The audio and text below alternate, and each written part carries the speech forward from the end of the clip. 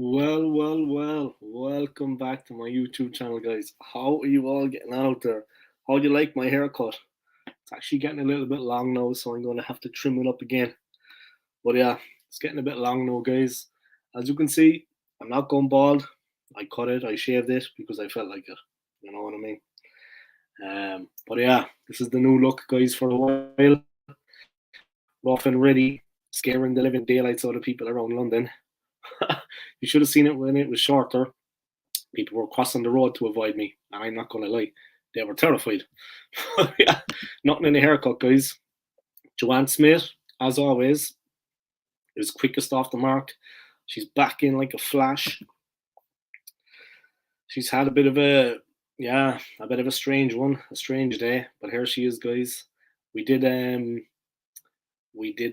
collaboration together recently. If any of you saw that, when I made the trip to Norfolk, where she lives, to Norwich. So anybody that saw that, big up yourself, Joanne. How are you getting on? The first of many, Joanne. I'll be back. Like the Terminator, I'll be back. Another comment coming in from Joanne. Who cut it? Laugh out loud. Yeah, I don't know. Someone anyway. I don't know what you think of my new little studio here, guys. Let me just take down that comment.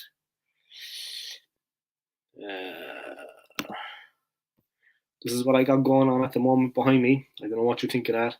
I'm going to put a flag on the back wall here by the door. I'm going to put a flag here on this side. I'm going to put them up on the wall soon. I have them ready. They're actually behind me here. So I'm going to put one on the back wall here behind me and one over here on this wall. So the back wall and the wall to the side here will both have the Arsenal flags and it will just look a bit better. I always plan to put one on the back wall.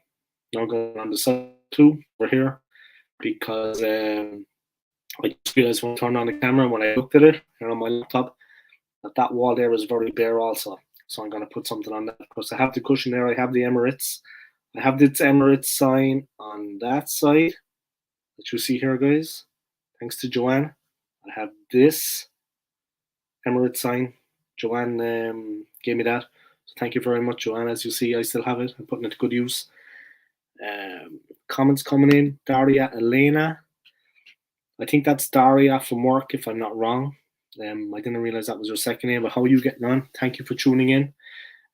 If you could all just keep tuning into this, even if you don't watch it, just let it run on your laptops or whatever, and get me some watch time. And also, yeah, anybody that would like to donate, apart from Joanne, £1 or two, because I had to go back through the monetization process again, like I had been saying. Welcome along anyway to the show, Daria. Welcome to everybody.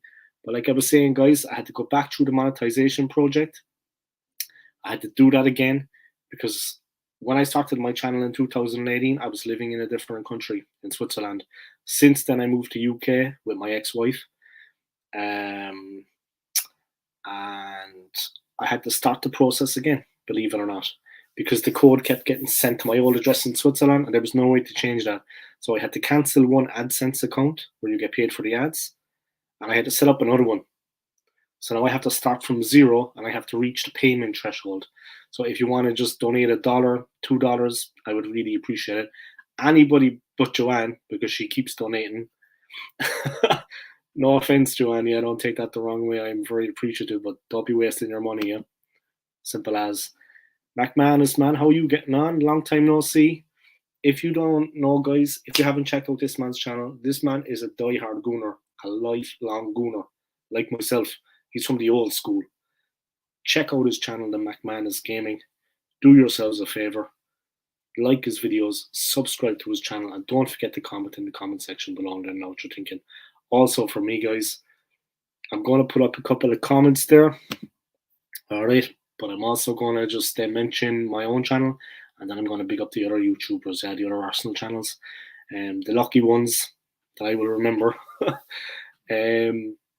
Yeah, my own channel, guys, of course, is Old School Gunner. Subscribe to this if you haven't already. Comment in the comment section below what you think of the video. Also, yeah, if you want to donate to my channel, very much appreciated. I might put it up outside to United Neighbours. Why not? Hi, McManus. All right, guys, that's basically it. I'm just going to run through the YouTubers. The other ones I'm going to surprise. Kyle Walsh. All right, no problem. I was expecting somebody to be coming on here with me now, guys. Kyle, but it looks like he can't make it. But that's all right, Kyle. Absolutely no problem. I understand, my friend. That is absolutely no problem. It hasn't been the easiest time for myself or Kyle at the moment. That's fine, Kyle. Don't worry about it, man. There'll be plenty more opportunities for us to collab. My channel, like your channel, is going nowhere. My channel, Old School Gunner, will be around forever. Long after I'm gone, guys, long after the Irishman has left the building, my channel will still be out there, getting views, being watched, and being enjoyed by people all over the world. And I know that for a fact. My channel will live forever. So, like I said, Kyle, we have plenty of time to collab, man. Don't you worry about that. It's all good, man. It's all good, Macara. Joanne Smith, I got the rolling again for you to get sorted out with what went wrong. Yeah, exactly. You got the ball rolling again, yeah. And it is rolling, but it's going to take a little bit of time because you have to reach like a payment threshold. I'm just going to talk a little bit. Just give me 1 second there, guys. I just got to sort something out. I'm going to mention all the other YouTube channels, and we're going to take it from there. Simple as. All right. Let's see what's going on here. Just a second. All right. Let the dog see the rabbit. Bum, bum, bum, bum, bum. Bum, bum.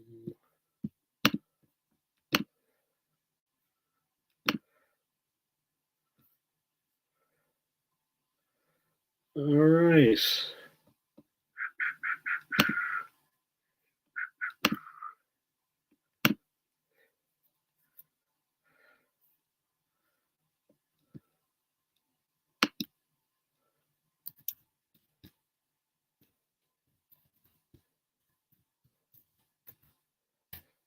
All right.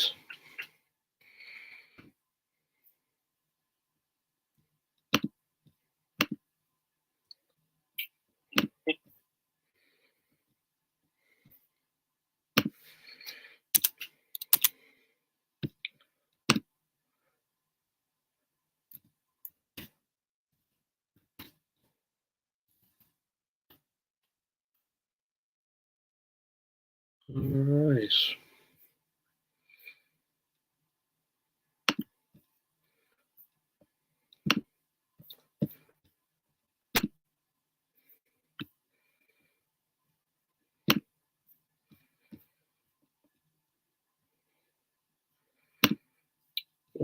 Okay. So that's it, guys. I'm back. Sorry about that. Just got to put up a few comments there. Just doing a bit of jiggery pokery. Thank you to Minnie and Dave for tuning in and supporting. Go Old School. Yeah, I'm back in the house. Simple as. Yeah, guys. I'm just going to start with picking up a couple of channels. I'm going to start with my man, McManus. If you haven't already, guys, check out his channel. Like his videos. Subscribe to his channel. Don't forget to comment in the comment section below on his videos. This man's support. He's a lifelong gooner like myself, like Arsenal Alex, and he deserves your support. He's not one of these plastic fans. He's not one of these Arteta sections. He's a real fan. He's been there from day one. Simple as.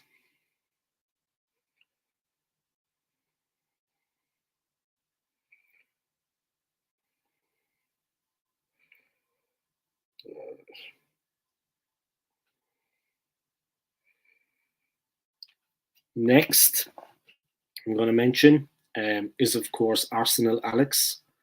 I asked him also to be here tonight, but unfortunately he's got things on. Check out his channel, Arsenal Alex. Like his videos. Comment in the comment section below.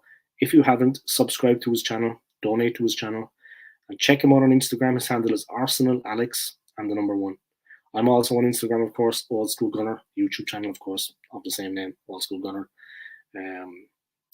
Kyle Walsh Gunner. You saw he was going to do a collab with me tonight. Make it, not a problem. He's caught at work. Check out his channel, Kyle Walsh Gunner. Like his videos. Comment in the comment section below. How is everyone? It's a good question, Joanne. How is everyone? I'm going to get into it now, guys. I'm just going to mention another couple of channels. Big up as well to Joanne for collab that actually came on my channel. The only one that actually had the balls to come on. So big up yourself, Joanne, for that. McManus Gaming, I miss having a car. Have to slumming on the bus with the dregs. Wow, you don't have a car at the moment? Well, I don't have a car at all ever. But yeah, man, I hope that works its way out. You're slumming it on the bus with the dregs, huh? Yeah, like myself, the dregs of society. But it is what it is. Yeah, let me see. Drawn by Dre. Haven't heard from him in a long time in a while. Yeah, he's obviously the guy's obviously very busy. Haven't heard from him in a long, long time in a while. Check out his channel, Drawn by Dre. Like his videos, comment in the comment section below. A diehard gooner, one of the young guns. He's been supporting the club through all of the protests, this, that, and the other. He's a real Arsenal fan. So do yourselves a favor and check this man out. Miss you on YouTube, man. I hope you come back at some point. I know you're a busy man, but when you have time, it would be good to see you. The 3 Pointers TV, big up themselves. Like their videos, comment in the comment section below, and of course subscribe if you haven't already. And also Del Boy Gunner, check out his channel. Do yourselves a favor. You could do worse. Yeah, what can I say, guys? It is what it is. Just drinking here from the boss mug, because I am the boss. Look at his haircut. That just says boss. It doesn't say skinhead or white supremacist. It says boss. You know what I mean? The boss. She's gone. The wife left me, so I'm the boss. Basically, that's where that's coming from, guys. At least I can see the funny side of it. At least I can laugh about it. But like I said, my channel, I'm going to be producing much more content now. Now I have the time. I'm going to completely embrace it. I'm going to move forward. But before I get into anything about Arsenal, guys, I'm not going to turn my channel into you know, a Q&A or anything like that, or you know, a thing to give people advice and self-help. Absolutely not. But listen to the words of wisdom from the old school gunner. All right, I've been around the block. I'm 42 years of age, guys, believe it or not. I'm not as young as I look. I know I'm devilishly handsome. People find it hard to get over that sometimes, my looks, and look at my personality, because they just can't get past my looks. Handsome, man. You know, it's one of those things that I have to bear in life. It's one of those crosses I have to bear. Absolutely handsome man. People can't get over that. Women can't get over that normally and see the real me, the person behind, which is also beautiful. But look, guys, let me give you a bit of advice in life before I get into things. This is coming straight from the mouth of the OSG. My wife left me recently. She moved there only a couple of days ago. Now, I'm going to talk some truth here, right? When things like this happen in your life, try to take the positive out of it. Now, that isn't me painting a picture of something where I wasn't affected. You understand me? It's not like I wasn't affected by what happened. I was, deeply. And I'm going to carry that for the next couple of months, maybe years. Who knows? But listen to what I'm saying to you. When things like that come along in your life, out of your control, okay? It's out of your control. You can't control it, yeah? You can't control another person's actions. You know, if they want to leave the relationship or the marriage or loss of any kind in any life, that you can't control that. You have no control over it. Listen to what I'm going to say to you guys. Try to take the positives out of things. I'm grateful for the time I had with my wife. We had 5 years together, the majority of which were wonderful. We both benefited from it. I'm grateful. Take the best you can out of things and move forward. Be happy and give yourself that time and be kind to yourself. Don't be beating yourself up about it because it's out of your control. Understand? Don't be blaming the other person because they're not a bad person, you're not either. These things happen in life sometimes. But like I said, I'm grateful for those 5 years I had. And looking back now, it made me a better person. You know, I'm trying to touch on it there. I've had a good life. I can't complain. I've had a good life. You know what I mean? I can't complain. So what is there to complain about? What is there to be sad about? I've been luckier than most in my life. I've done a lot of things that I wanted to do.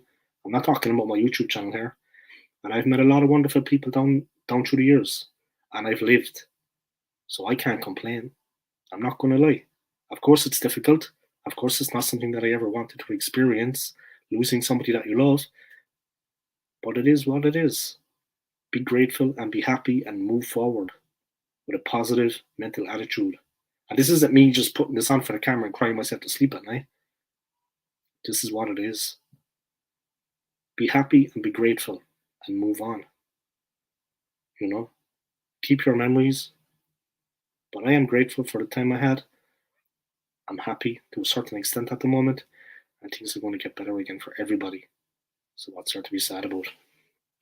You know what I mean? Think of the good times and move forward positively. Be grateful for what you have. Focus on the positives. You can only control yourself anyway, and most things in life are out of your control. So what you going to do? Enough about that, yeah? I'm telling it straight. No. I'm going to watch the first half Thursday. I'm going to Slimming World. I was at Slimming World with Joanne. What a bunch of nupties there. And I'm not talking about the people that are losing weight. Respect to them going in there. Majority women, 99% ladies, have the balls to go in and actually put themselves on the scales and put themselves out there in front of the world. Yeah, it's a public place. People are looking at you. But some of the people working there, man, they're very cold and uncaring towards the plight of these overweight people. Muppets, man. If I go back there, I'm going to go back there with a balaclava and a baseball bat. And I'm going to level the playing field a bit. But look, yeah, you're a real gentleman. Yeah, that's me, Gentleman Dave. Now it's time to get back in there and start meeting the ladies. Lock up your daughters. I'm being released into the wild. You know what I mean? I've been released into the wild. And a good night, you made a true friend of me. Yeah, I did. And I'm grateful for that. And you're going to have an amazing life now. Oh, amazing. Amazing. All right, let's get on with it, guys. Basically, yeah, I'm going to start with the league run so far and what's been going on with the club. We can't complain about the league run. I mean, we can't complain high up or low down. We cannot complain about the league run.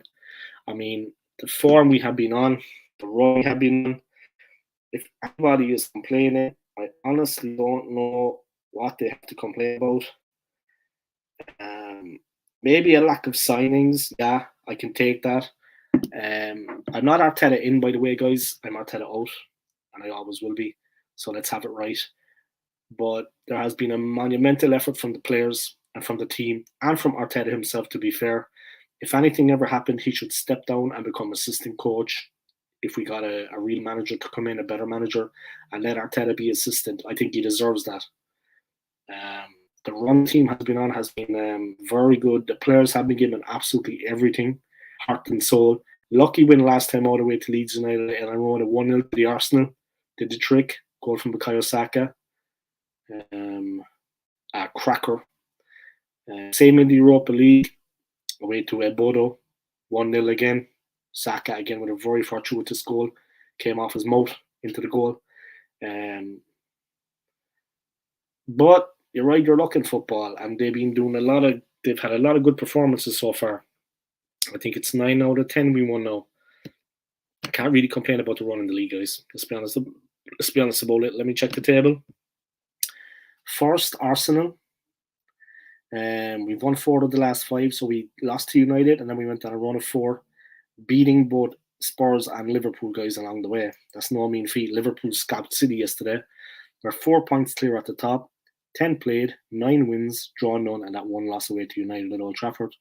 Goals for 24, goals against 10, goal difference of 14, on 27 points.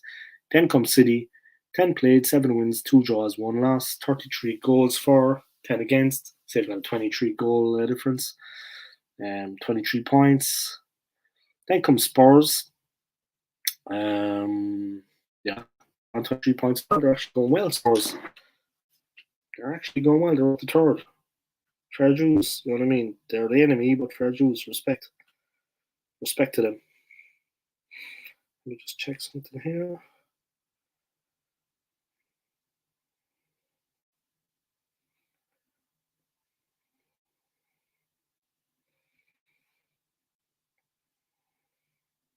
Just 1 second, guys. I'll be back with you. But I'm going to be back streaming from now on. I'm going to be doing collaborations, and I'm going to be setting up a lot of things. I'm going to be putting my channel out there. And I'm going to really push. As I monetized already, I'm going to push it a little bit now I have the time. And we'll see what's going on. It is what it is. All right.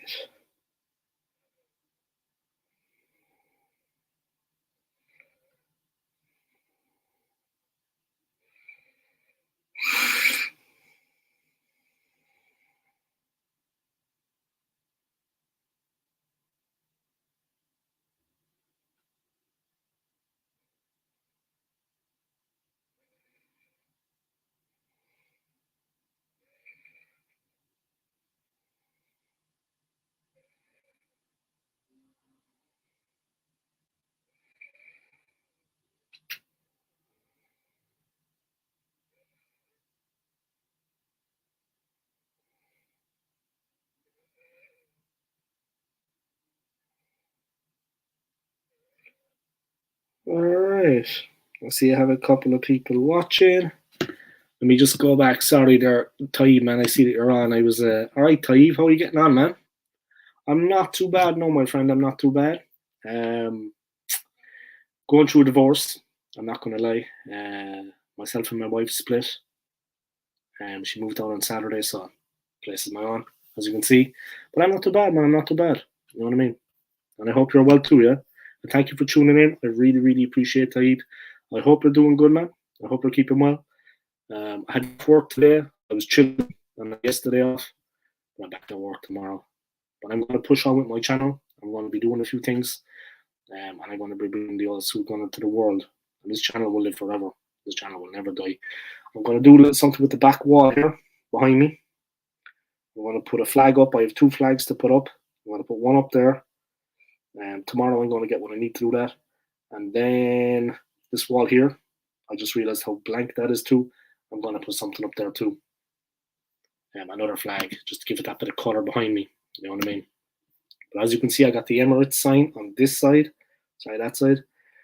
I got to remember it's opposite. I got the Emirates sign just here behind my hand.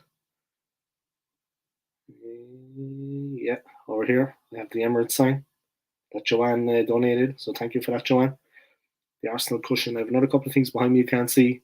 Gunnosaurus is here next to me. Gunnosaurus loves being in the limelight, huh? Loves being in the limelight. But he's going to take a little breather here. So we'll just let him walk off there. I should have been a puppeteer, like, I know it. But yeah, I'm going to do a little couple of things here and get the walls with the flags up so that it looks a bit more colourful, you know. But yeah, the background is not too bad, you know. The background is not too bad. I think I'm going to put on the main light, actually, because it's a little bit... it's a little...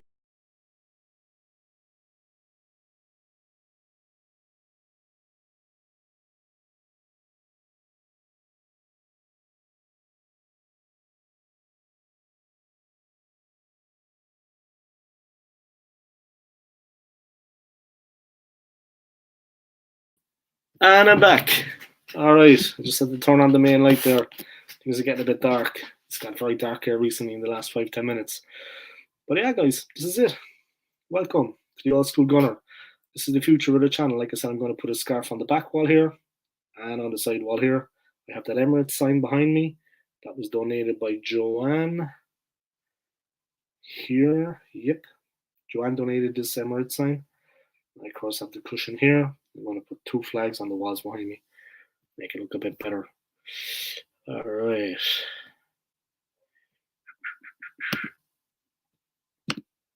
They have Arsenal need to make signings in the first week of January. In fact, they should already have a list of potential signings. Yeah, they should.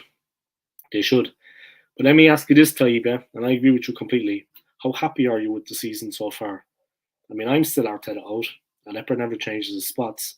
I'm not like one of these plastic fans, these Arteta sexuals. You know what I mean? Spouting nonsense. I'm still Arteta out. But I think if a new manager comes in, a good manager, like a proper manager, that could take us to the next level, where we need to be, he should be put down to assistant. I think out of respect, assistant manager. I think he can do that role, assisting the manager, like he did at Manchester City, like he did under Pep Guardiola. I think that would be the perfect situation for everybody. I would like to see a manager with a higher profile, with more experience, more tactical news come in to get the very best out of the squad. We have a good bunch of players. I agree with you. We do need to strengthen the squad, Absolutely no doubt about that. Absolutely no doubt about that. Absolutely.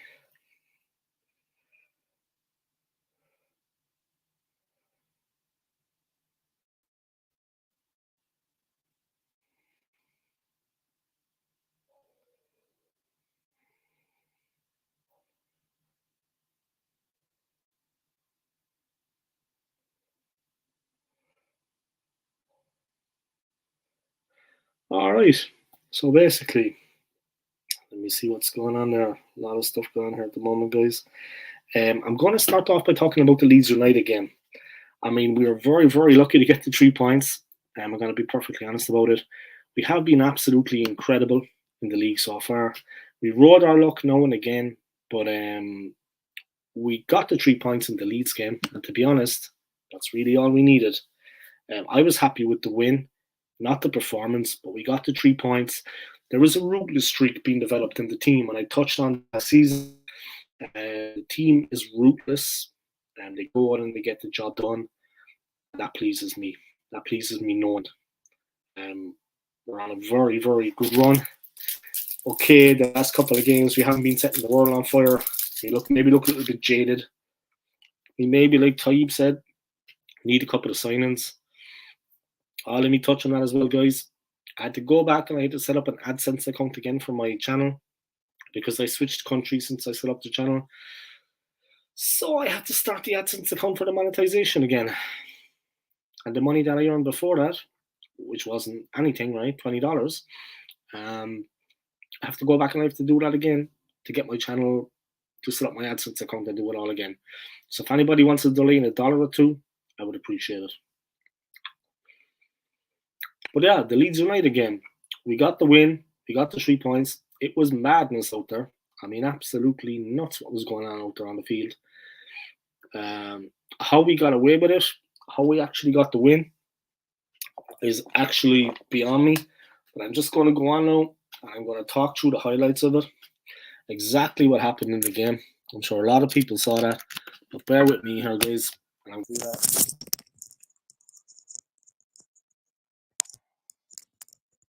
Joanna's trying baked bean hash browns. I can just imagine the madness going on there in the kitchen because I've been there.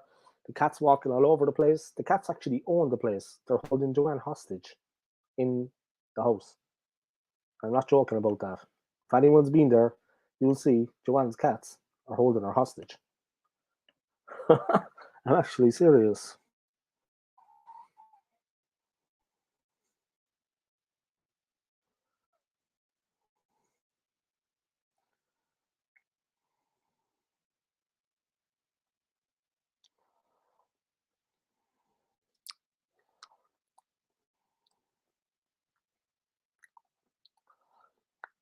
Just 1 second, guys. I'm going to get into this. Just give me 1 second here.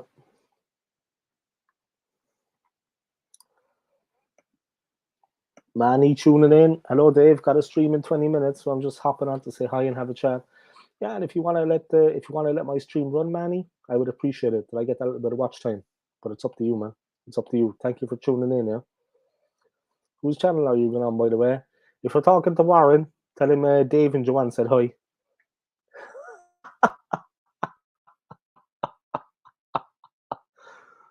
All right. I think he's doing one with Warren and with Delby at the moment, Joanne. But yeah, we could do one sometime, Manny. You know what I mean? Cool. But if you're talking to Warren, tell him Dave and Joanne said hi. You know who you're talking about. We're actually going to think of a moniker for ourselves, like Posh and Bex or something like Dave and Joanne. It should be like Dave Joe or Joe Dave. Yeah, like Dave Joe or Joe Dave or Dave Smith or Joe Cole. Joe Cole. Joanne Cole, because it's David Cole and Joanne Smith. Joe Cole. Tell Warren Joe Cole said hi. My wife to be. That's right, yeah. Joe Cole. She's taking my name. Yeah, that's the vicious rumor going around. That respect, Manny. You are a gentleman, man, and thank you for tuning in, Manny. I appreciate it. You are a gentleman.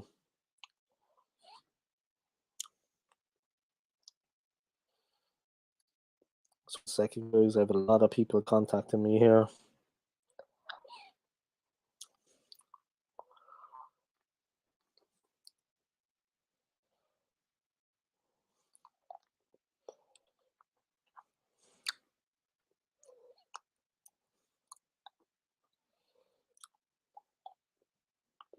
Just 1 second there, guys. This is a different YouTuber, but also an Arsenal fan. I'm also going on a fan debate at 8:30. Yeah, you're keeping yourself busy, man. You're keeping yourself busy. I have a little bit of time now, Manny. I'm not with my wife anymore, so it looks like I'm going to be getting a divorce. So yeah, I have a little bit more time now to put into my channel. There you have it. Yeah, put in a word for me, Manny, man. Put in a good word for me. Or don't. I'm in your good graces, Manny. That's all that matters. Whether I'm in somebody else's good graces or not doesn't affect me in one bit, my friend. I sleep like a baby at night. But yeah, you're a gentleman, Manny, and thank you for that. And great to have you on the show, yeah. I appreciate you coming in. But let me know, Manny, who is your player of the season so far? That's just the one question I'm going to hit you with when you're here, man. Who is your player of the season? Or if you've got two players, hit me with those two players. But who are the players that have impressed for you so far? All right, man.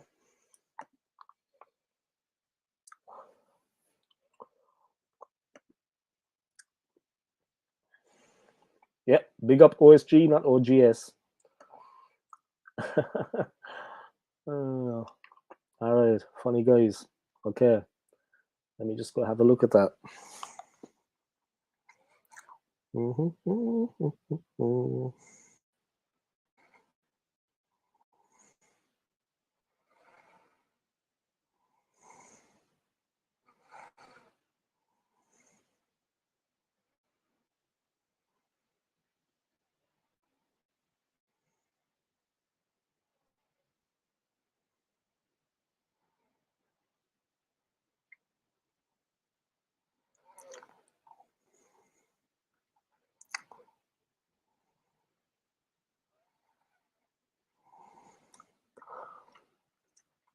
So basically,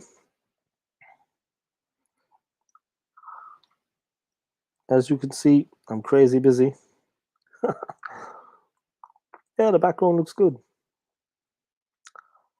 Just 1 second, guys, bear with me. So there, my brother's Harbin on Clare seems to be Martinelli just above Saliba. Yeah, Martinelli has been very good. Yeah, I'm a big Gabriel Jesus fan. I'm not gonna lie, man. I'm a big Gabriel Jesus fan. I think he is just an incredible player, as you do, I'm sure, as well. As you know, Manny. You know football, man. You know football, Manny. I know that. You're an intelligent guy. But yeah, Gabriel Jesus for me has been incredible also. Yeah, Martinelli, Jesus, Saliba. I agree with you, yeah. Martinelli has been cracking. Young guy, you know what I mean? He's been really good. Joanne Ramsdale has her player of the season so far. Yeah, I think she likes Aaron. I would say Jesus, Martinelli, or the Tower Saliba. Most impressed. Saliba didn't make great kicks against Leeds. He's rattling a bit. Maybe that's because he was playing alongside Gabriel. You know what I mean? All right, let me have a look here, guys. Just give me 1 second. I'm going to go through the highlights of that Arsenal game just quickly. And it's going to be fun. It was a mad game against Leeds. It was absolute madness out there. What was going on around the field? It was just completely nuts. But there you go. Let me just watch a little bit of it here. It's only like a 3-minute highlight, guys. And crack into it.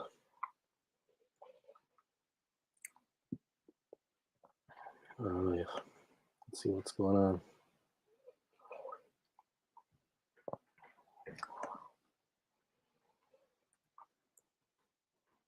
Versus Leeds. There we go. Highlights. Of course, we won the game 1-0, guys. I'm just going to go through the highlight package here for 3 minutes. It was a complete mad game, of course, like a lot of you know. Absolute madness. Yeah, exactly. I have BT Sports, Manny, but they don't show every game, you know. And I like to watch alongs, man. All right, here we go. It was Arsenal 1, Leeds 0 at Ellen Road. Leeds 1, Arsenal 0. Started with Leeds on the attack, left-hand side. Good chance. Great shot, but Ramsdale had it covered. A lot of people inside Ellen Road had thought it snuck in, guys. But Ramsdale had it covered. It was a very good effort. Cornered into Leeds. Cooper in the mix. Strokes in there. Ramsdale palmed away the chance, guys. One of the Leeds players stuck a leg out. It was very close to the goal, yeah. Ramsdale managed to get something on it. It was right on top of him, right on top of Ramsdale. It was a good save. Xhaka, Martinelli, straight in. Odegaard slips it to Jesus. Should have scored. Should have been 1-0. A great chance. A really good chance, guys. A really good opportunity. Martinelli to Odegaard to Jesus.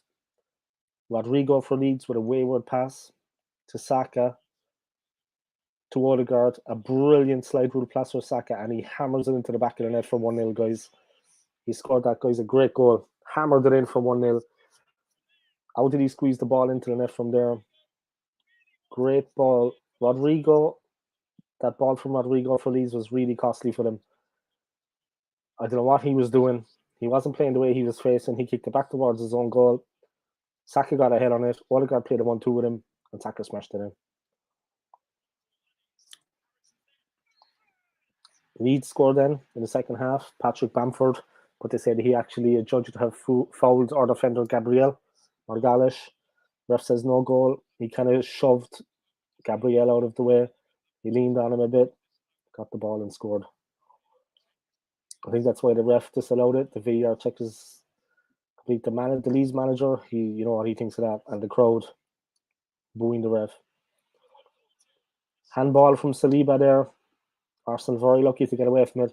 Leeds, of course, cranking up the pressure at this point, guys. Let's be honest about it. Very few teams would hold on in this situation. Arsenal did well to actually hold on as long as they did. It's VAR, hit Saliba on the hand. And the ref is awarding a penalty for that to Leeds. And it's that man Bamford against Ramsdale. Ramsdale looks up for it. Bamford misses. Ramsdale delighted. Ramsdale absolutely delighted. Bamford missed. And the Leeds manager once again drops his head. Hangs his head. Bamford all over Gabriel there. Ramsdale has the ball. Watched all the way by Gabriel. Gabriel takes him down. A lot of nonsense there between Bamford and Gabriel, guys. It had been boiling over in the game. Gabriel given a red card. He's laughing about it. Much to the dismay of Holding, looks on, but Bamford charged straight into him. It's like childish stuff, guys. Childish. But yeah, that's sport, guys. That's life. But now the ref has looked at it on VAR, and he's changed his decision. It's just a yellow card. A free kick to Arsenal and a yellow card. And Arteta is absolutely fired up, and Saka is fired up. And he's changed the red card from a red to a yellow.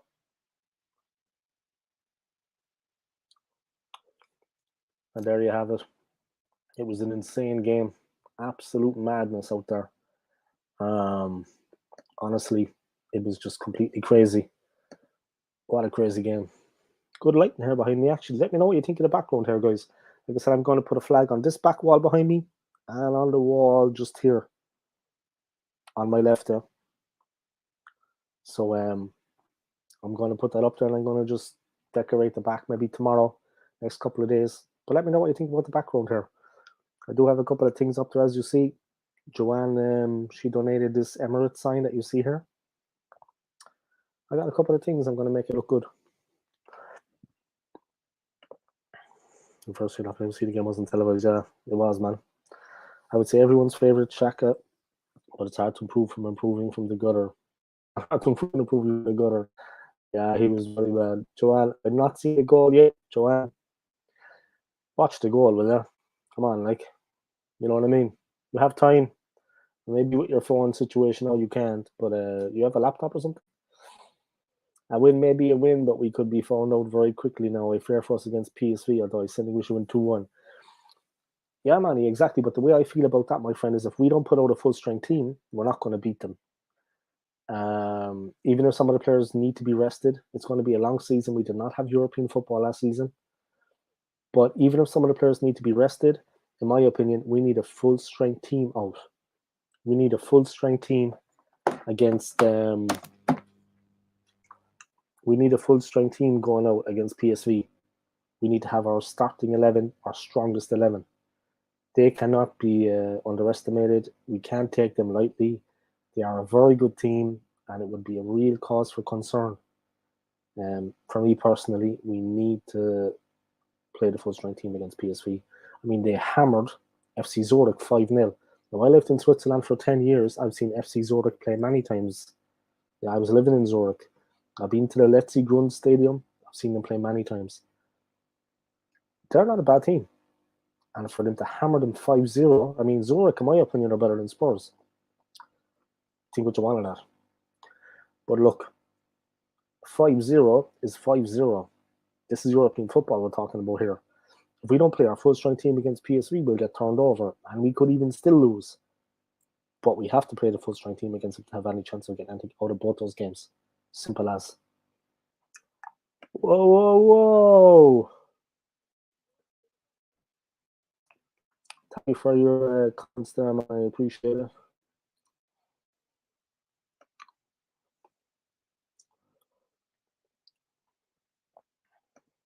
Drawn by trade. Jesus, it's been a long time, man. It's been a minute, as you say. Jeez, what's going on with you, man? Do you like my haircut? Do you like what I got going on with it? Anyway, it is what it is, man. How you been? Long time no see. I bigged up your channel there a while ago to people, yeah. I know you're not creating much content now or any content at all, but I gave your channel a plug, like I always do, my friend.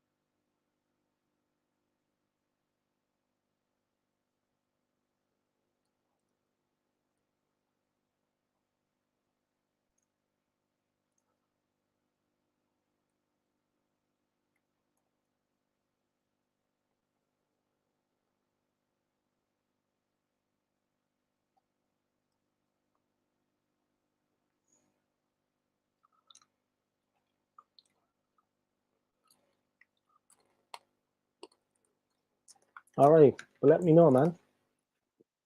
Manny with the comment. PSV will be determined to do well against us because they just missed out on a Champions League place. You're sadly right, Dave. We might need to play our first 11. We definitely do against them because also they're a bit of an unknown quantity. They're not a Premier League team. We don't play them in cup competitions. It's European football. We're back in Europe again, and they're an unknown quantity.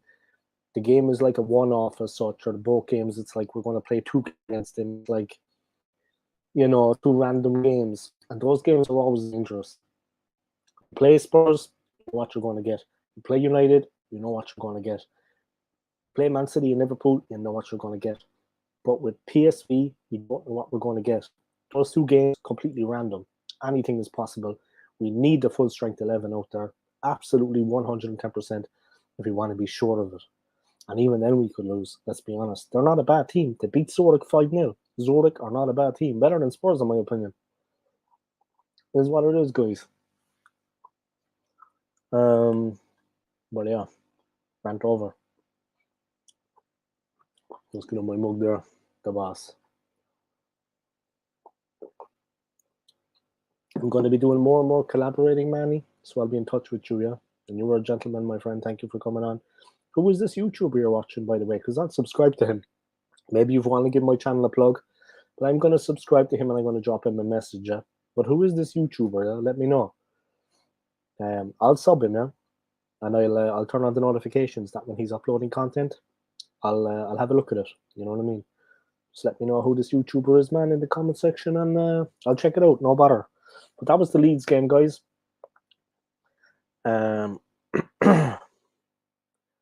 Yeah. What do you think of the season so far we're having? I mean, we've got a lot of wins. I haven't changed my opinion about Mikel Arteta. I have a little bit more respect for him, of course. Stephen Featley. I know him, yeah. Yeah. He does a lot of, yeah, I've known him for a while. He does a lot of charity and, yeah. I won't go too much into him and his personal life, but yeah, I know he's got his health problems there, but I know he does a lot of work for charity and he raises money. And yeah, I know that guy. Might go check him out sometimes. Stephen Featley's S Featley TV. Yeah, I know that guy, Manny. Cool. Listen, guys, let me big up this channel. Yeah, let me big up this channel. Not many people watch my channel, to be honest, but look, Stephen Featley TV, S Featley TV. Check out his channel, like his videos, comment in the comment section below his videos, guys. And if you haven't subscribed, subscribe to the man's channel. Click on the notifications bell that you get notified every time he uploads content. All right, and do yourselves a favor, support this man. He's a good guy, yeah. He's a good guy. Say no more about it. All right, let me see. Just 1 second.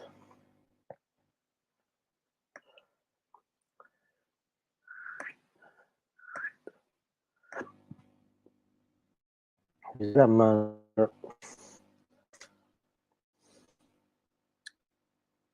I'm sorry to hear that, yeah.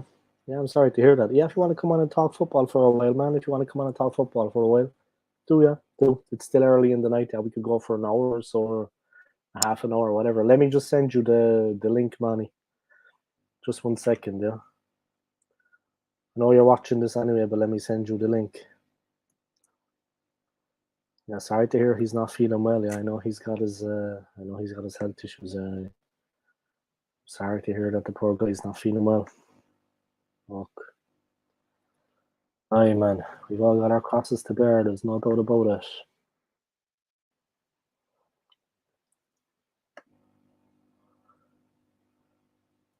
We all have our crosses to bear.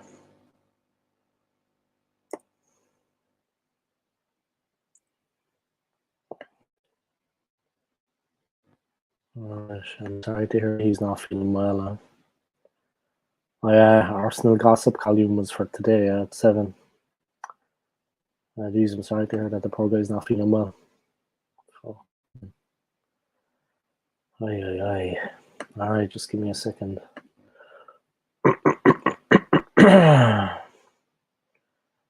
Alright.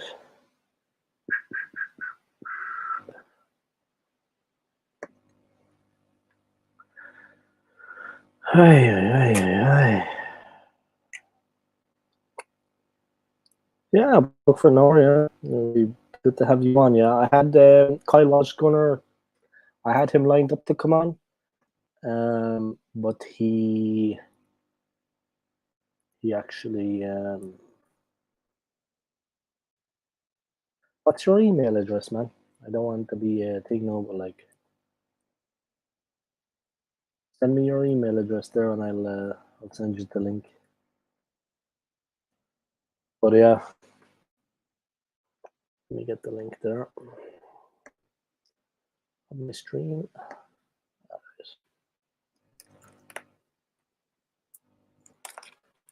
Right, send me your email, man, and I'll knock it on.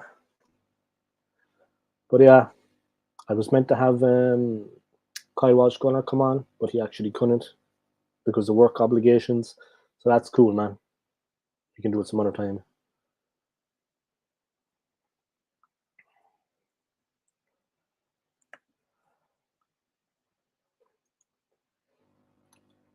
Yeah, if I knew how to send it from WhatsApp, wait, let me see. Let me just type it in. I'm not a. Yeah, let me just send it like this for you, man. Just 1 second. I never streamer.com/. Sorry, man, normally. Streamer.com/. I don't know if I seem like I'm amateur. I'm just 4VT, WA, almost there. BK, 9, PD.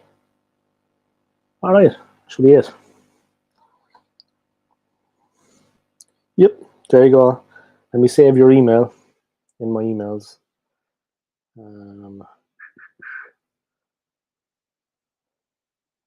I sent you the link anyway, man.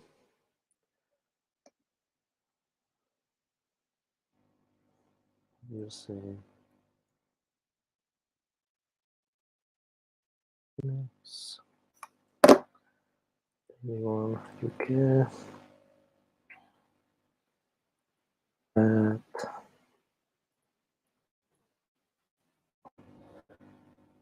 Fuck, I have it already, I think.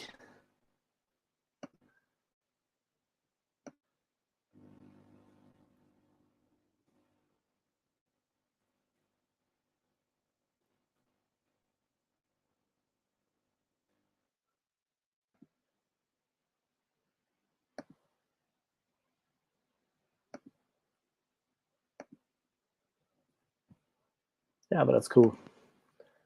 All right. Let's see. Why didn't I just...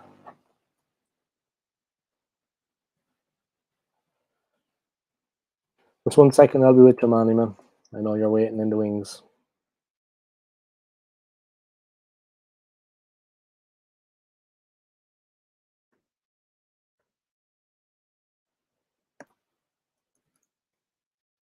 Let me just save your email by sending you an email.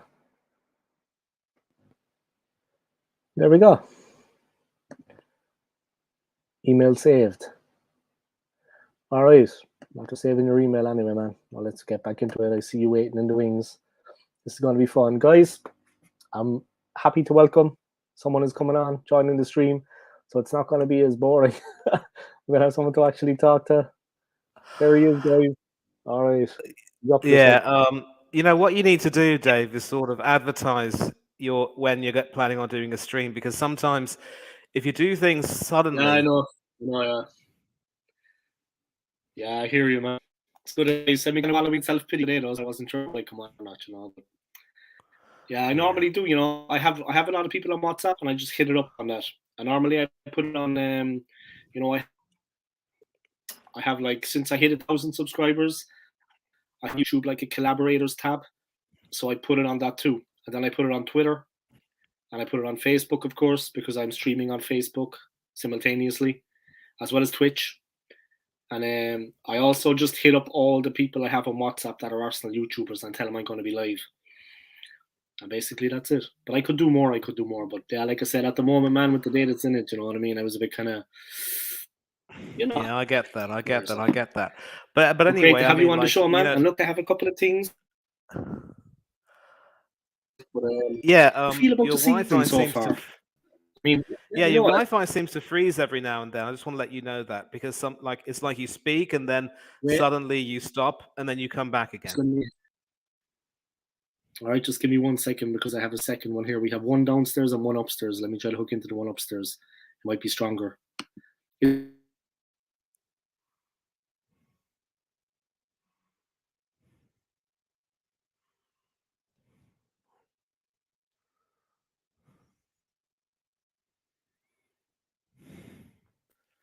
How's that?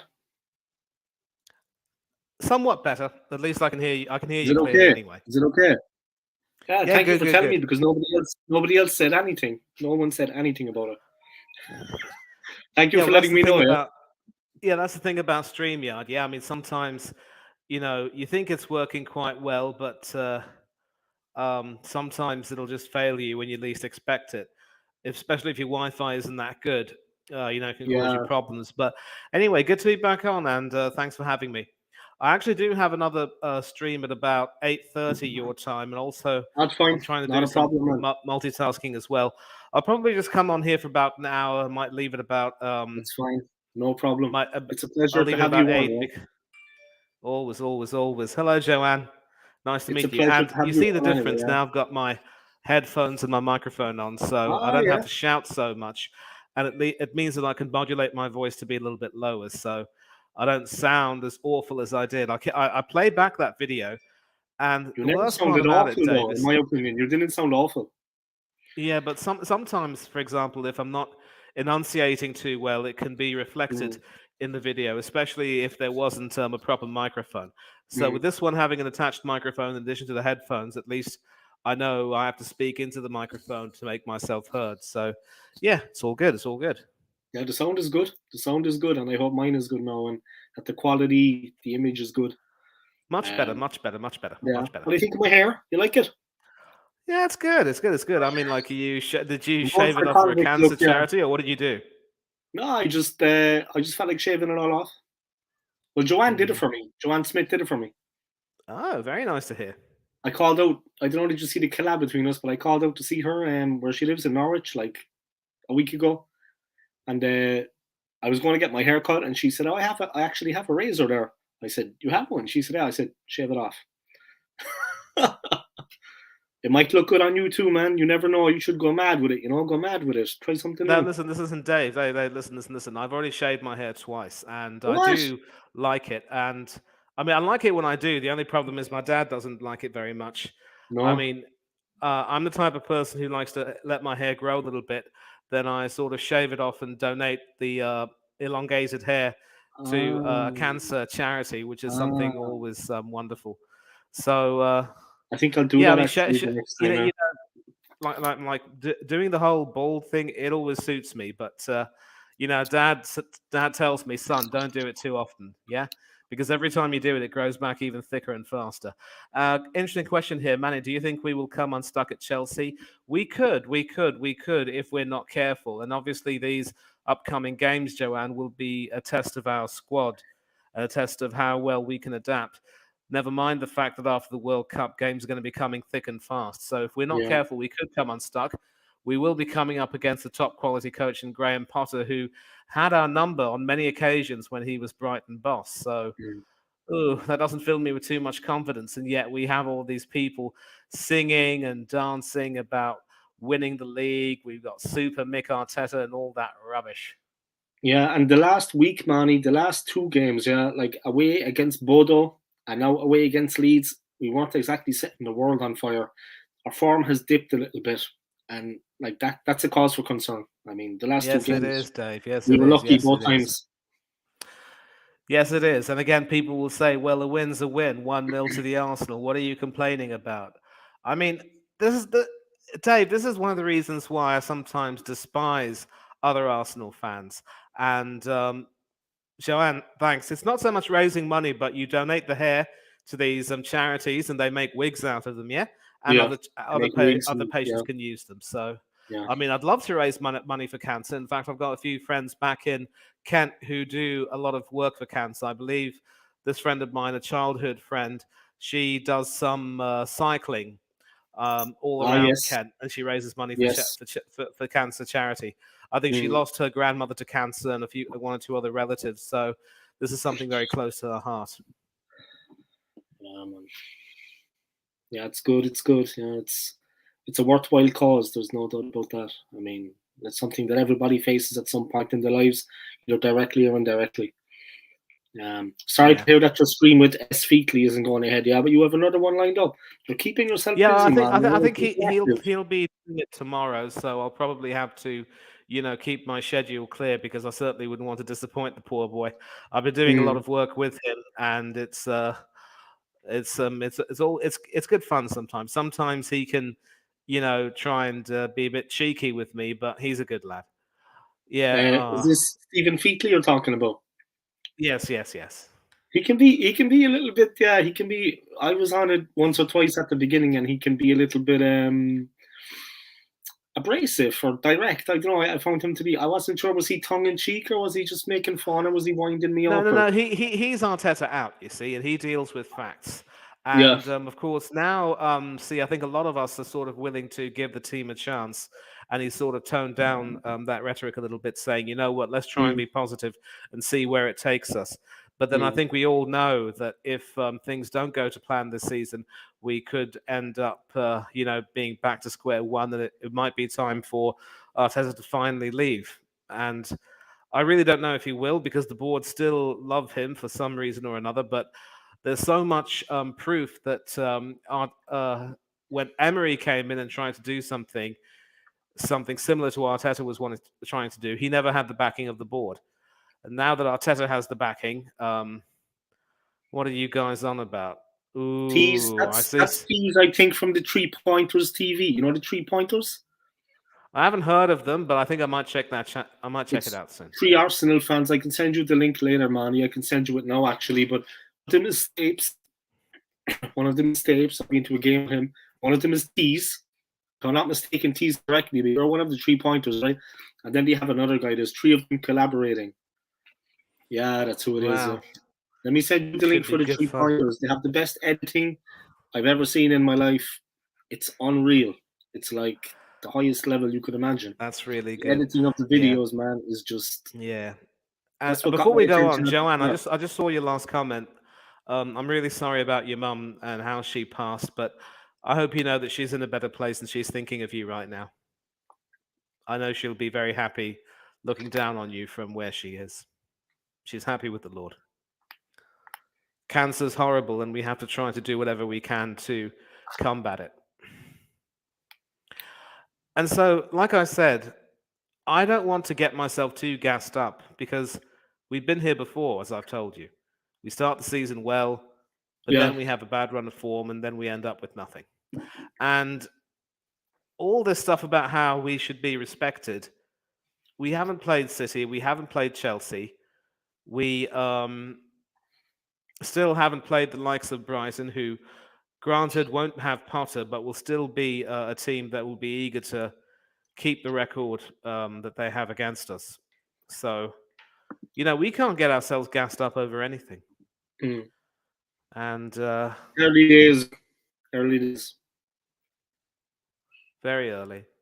Yeah. Very early. Early days. We'll see what Tees is saying. I sent you the link anyway for the 3 Pointers TV, so you can check it out. Come on, man. I didn't realize, Tees, that you had your own channel as well, yeah? I'm going to check that out later myself, and I'm going to give you a sub, yeah? I didn't realize you had your own thing going on. Joanne in with the comment. We actually, when I visited Joanne a couple of weeks ago, she actually went out. We went out on the Saturday, and she was going around. Okay, she had a coat on, but she was in Norwich. She had the Arsenal jersey, and everybody was looking. And then they saw me next to her, and they were like, geez, that guy maybe looks a bit rough, we better not say anything. But the two of us were walking around, and she had the Arsenal jersey on for the whole world to see. You should have seen the looks she was getting as she was going around. Respect to Joanne, man. She just does not care. She's brave, like. Arsenal would not be the most liked team in this area, putting it mildly. Potter going to pot us big time. Maybe he will. My channel is crap. Laugh out loud. Don't sub, please. I'm going to sub anyway. It couldn't be worse than mine. If you've any trouble getting to sleep, check out my channel. You know what I mean? Check out Del Boys, and then check out mine. It'll put you to sleep, no problem. All right.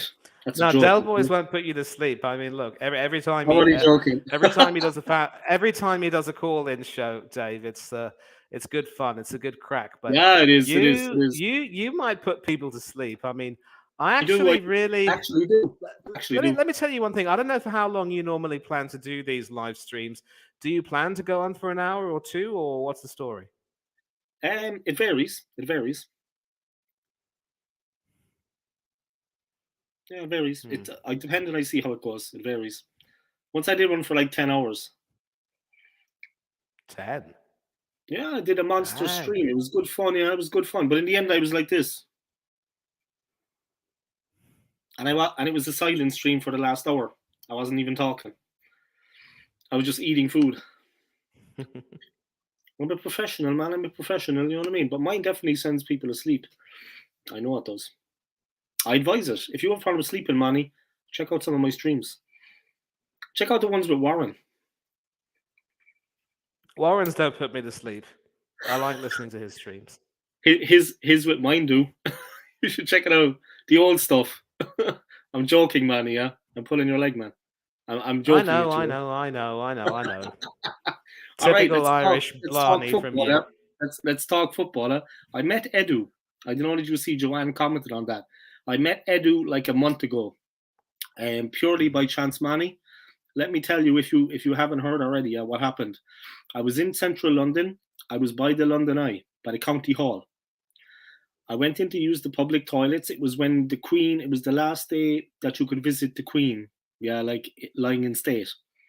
So I went in, I went to use the public toilets. I came out. Edu was walking in with his wife, and like he had like a couple of he had a bit of muscle with him. He had two minders with him, two big guys now, tough. So I said, Jesus, that can't be Edu. That can't be Edu. I said, no, just walking around like this, it can't be him. I said, the guy looks like him. So I walked past, he was speaking Portuguese. I was like, it's him. It's Edu. Very tall, very strong. I came out and he was going in. So I waited outside, yeah. 5 minutes later, out he came. And I looked at him and I knew who he was. He looked concerned. He looked a bit nervous. I'm sure he thought I was going to start picking on him, or I think he's been getting a lot of abuse, verbal abuse from fans. So I walked up calmly and I said, are you Edu Gaspar? He said, I am. I said, do you mind if I get a photo with you, Edu? But he looked concerned. He thought that I was going to start on him, yeah. He looked like, I'm sure he's been getting a lot of abuse publicly from fans. He did look concerned. Now, he's a very big guy. I mean, he's twice my size. He'd push me and I'd end up in the Thames. But he was very friendly. He was very kind and he gave his time. Regardless of what people think about him with the club, he was an absolute gentleman. He gave his time, no crap, friendly. I left him in peace. I didn't ask him anything about his, he was with family. I wasn't going to tear into him. And I actually respect people. I just left it at that. I got the photo. I thanked him. I wished him all the best. And I made my way. But I met Edu. I saw him there. He's a nice enough guy. But yeah, I don't know what you think about him, Manny, with regards to team, with regards to squad. Are you a fan of his? What do you think about his decisions? You know something? When you saw that bloke, you did what I wouldn't do. If I'd seen that fella, I wouldn't give him the time of day. No, because no, it's not even just that I'm not necessarily a fan of him, but because I certainly wouldn't want to, get into that sort of an argument with him and have that controversy and have that reflecting badly on me. You know what I mean? Yeah, of course. Can you give me a minute, please? I'm just going to switch on a couple of lights. Yeah, no problem. Yeah. I know I can see you again.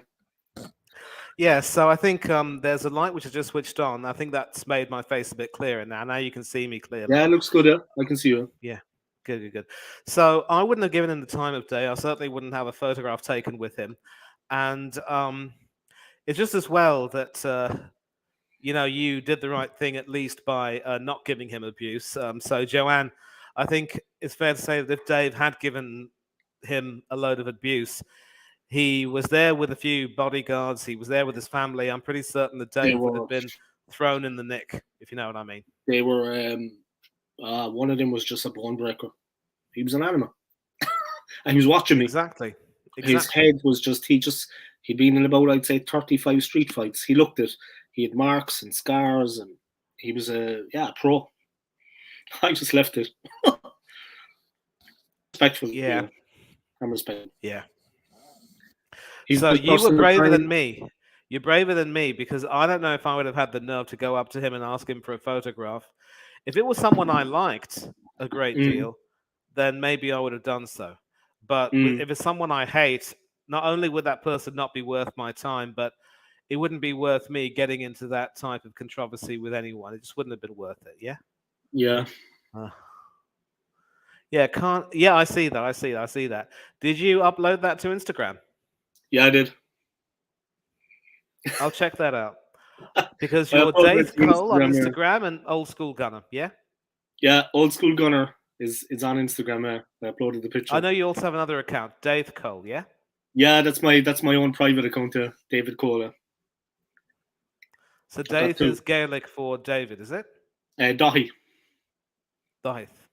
Yeah, Daithi is Irish for Oscuelaga for David. In Irish. Yes. Squealaga.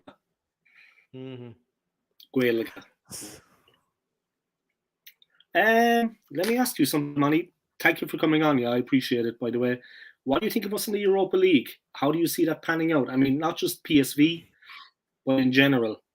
How far do you think That's the we can big go? worry. We That's the have a big worry. chance I of think winning it.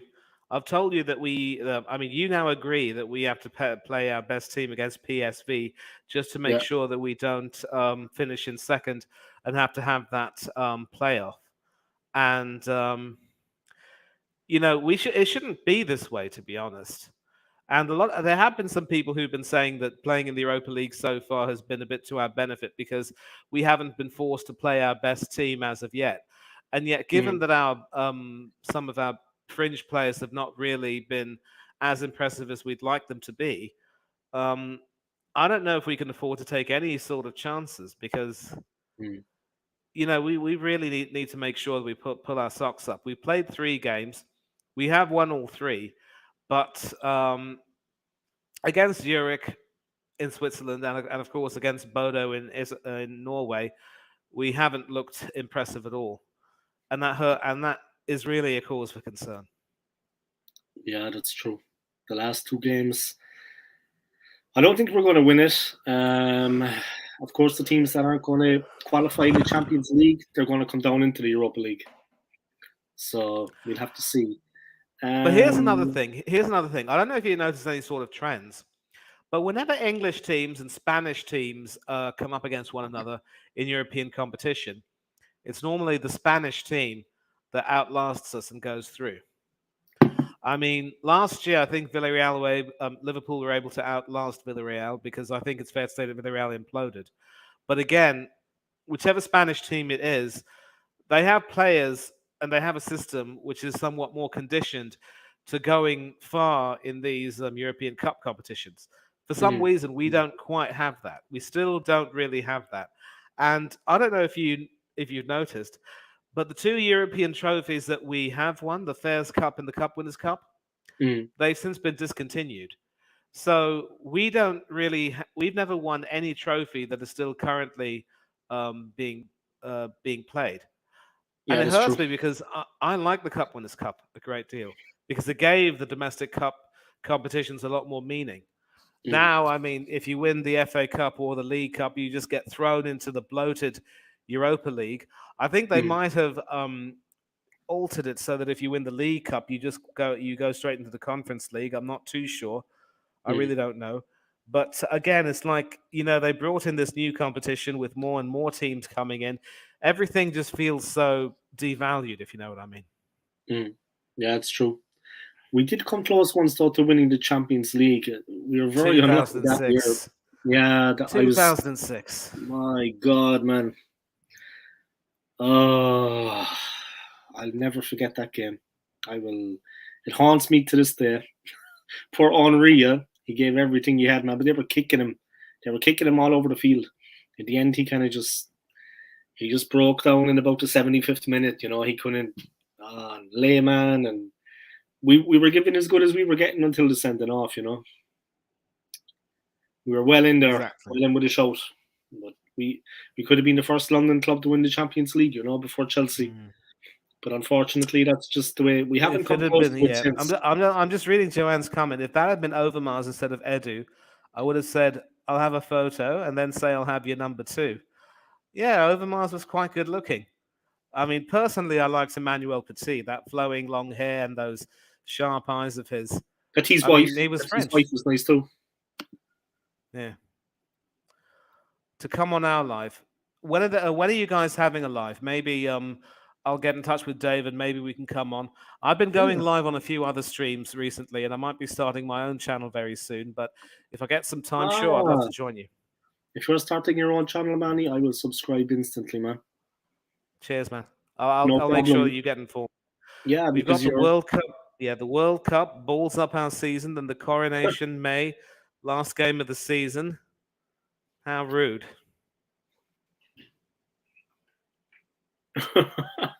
Yeah, it's starting on like the 1st of November, is it? I think so. Yeah. Yeah, I think it's starting on the 1st of November. So, I mean, that really is. It's like, I just hope that a lot of the games are televised because I'm going to live stream. I'm going to do watch-alongs and hopefully build up my channel a bit. Obviously, I'll take on board your advice, Manny, when things settle down in my personal life, of course. but I'm going to take on board No, your no, no, no, advice. no, Dave. It's going to be starting on the 20th of November, and then 20th. it'll end on the 18th. Yeah, on the 18th of December, a week before Christmas. It's going less than a month, so I don't know why I had it marked on my calendar that it was starting on the 1st. I don't know why that was. Mm-hmm. You know, interestingly enough, Ireland are actually in action. They're playing the 2020 Cricket World Cup all the way in Australia. They were in action today up against Zimbabwe. It's a tough fight, but they lost in the end. Scotland won their game, which was a big, big shock. Interesting. And, yeah. I mean, cricket, I think, is probably played mainly in the north of Ireland, I think you can find some good leagues and good teams in Dublin. Cork, maybe not so much. I've been gone 12 years, so maybe in those 12 years, I think maybe a couple of teams sprouted up. But when I was there was a team with the University College Cork. So UCC, University College Cork, they had one, yeah. And they played at the Mardyke. And the Mardyke was like the University College Cork sporting campus. So they used to play at the Mardyke. I remember that. They had a cricket ground. But Cork City Football Club used to play there back in the day when they didn't have a ground. They used to play at the Mardyke just in front of spectators standing on the pitch, around the pitch side. The Mardyke is a famous sporting area in Cork. It's down by the river, right on the banks of the River Lee, right in the centre. But I saw the women's team. They had a bit of controversy recently. They've qualified for the World Cup. They beat Scotland 1-0 in Scotland. And then, of course, they started singing a Republican song and everything went... It was in bad taste and it was a very bad decision. And these days, everything is recorded. Someone's got a smartphone. It was a very bad idea. It is stupid. I mean, as an Irishman, you'll know all about the troubles between the counties in Ulster and the rest of the country, and how, at least with the Good Friday Agreement, how there was some sort of tenuous peace that was maintained. But Brexit has really hurt that. And, I just think it's really stupid that in this day and age, you can still have this sort of this sort of stuff because... at least with the Republic of Ireland and Northern Ireland, there's normally those sort of friendly relations. And if you're a citizen of Northern Ireland, you have dual citizenship of both the UK and Ireland. So you have that duality. That way you can maintain some closer ties, if you will. And they can stay in the EU. You know what I mean? Yeah, exactly. But they can have an EU passport. Yeah. Yeah, but now, of course, I mean, I don't want to talk politics that much. I will say that what those women did was rather stupid, and any sort of political stuff which is said on either side is really silly. And not that the unionist side are any better, because when you take a look at some of these Rangers Celtic derbies, Celtic are obviously the side which is more primed towards Ireland, whereas Rangers are more of the unionists. The Rangers fans are the type that they're the ones who will engage in sectarian bigotry, singing songs like, listen, go back to Ireland, the famine's over, what are you doing still here? Now, those people emigrated to Scotland from Ireland all those years ago. They've made it their home. How the hell can you tell them to go back? I mean, when I was growing up in the UK, I was also called a Paki every now and then, and I had some idiots telling me and my family, look, go back to India where you came from. I was born here, you moron. And it would hurt me. It would hurt me in some ways. I mean, as I've gotten older, I've learned to see that. I've come to see that that's just a little bit. It was probably just from people who didn't know any better, but still, it hurt at the time. And my biggest fear is that it's now gone back up again. Yeah, I mean, that song can be heard widely on St. Patrick's Day. I'm not going to lie. But that's in bars. And it's just a certain little part of it. It's like 2 lines. Why on earth did they sing it? I mean, that song is a beautiful song, actually. It's about Celtic Football Club. But there's a certain extract from it, which they sang, which they turned it up to the max. I would have stayed away from that song. Like, there's so many different songs you could sing about Ireland. Sean South from Garryowen. The Blackbird of Sweet Avondale. Which have to do with a struggle for freedom, but they don't shout up the IRA. You understand? It's like, why Agreed completely. Why that song? why that song? I mean, that would have been the last song I would have had been played because I know Exactly. it's going to cause friction. And now they're going to get, Exactly. I don't know, what do you think? Are they actually, I haven't heard anything since, but UEFA are investigating it. Are they actually going to get banned? Because this is a serious thing. It was, you know. Well, I mean, if they ban Ireland from the tournament, that would be that probably would be. I mean, it would be an extreme punishment, but it would Mm, set a mm, precedent. And of mm. course, there is talk about sending Iran home from this World Cup in lieu of the recent human Yes. rights abuses. Yes, yes, yes. So I think a lot of people, David, will be of the idea that politics and sport should never really mix. The only Mm, problem is that in the world we live in now, politics and sports, they just come together. You know, I mean, I don't know how to describe it, but they're brought together in a way, and mm. you really can't hide it. I mean, it's going to be held in Qatar for heaven's sake, so that says it all. That Yeah. says it all. You're always going to get situations where there'll be a lot of political Mm, subterfuge and some mm, discourse could happen. mm, So, and Joanne also says something right now. There's talk of not enough power being available in the UK. How could that fall with TV and football being live? I really feel for what's going on back in the UK right now. I really think that those people at the top, the way they're running everything, increasing the energy cap, and I mean, they're effectively bankrupting the UK in many ways. And I feel for you guys because, I mean, look, I made it very clear that I want to come back over there, yeah. and I know that the situation over there is very delicate. I am hopeful that in a few months or so things will resolve. I guess the only way is to, change everything. And of course, with TV and football being live, I really don't know. And never mind the fact that several families in the UK will have problems heating their homes.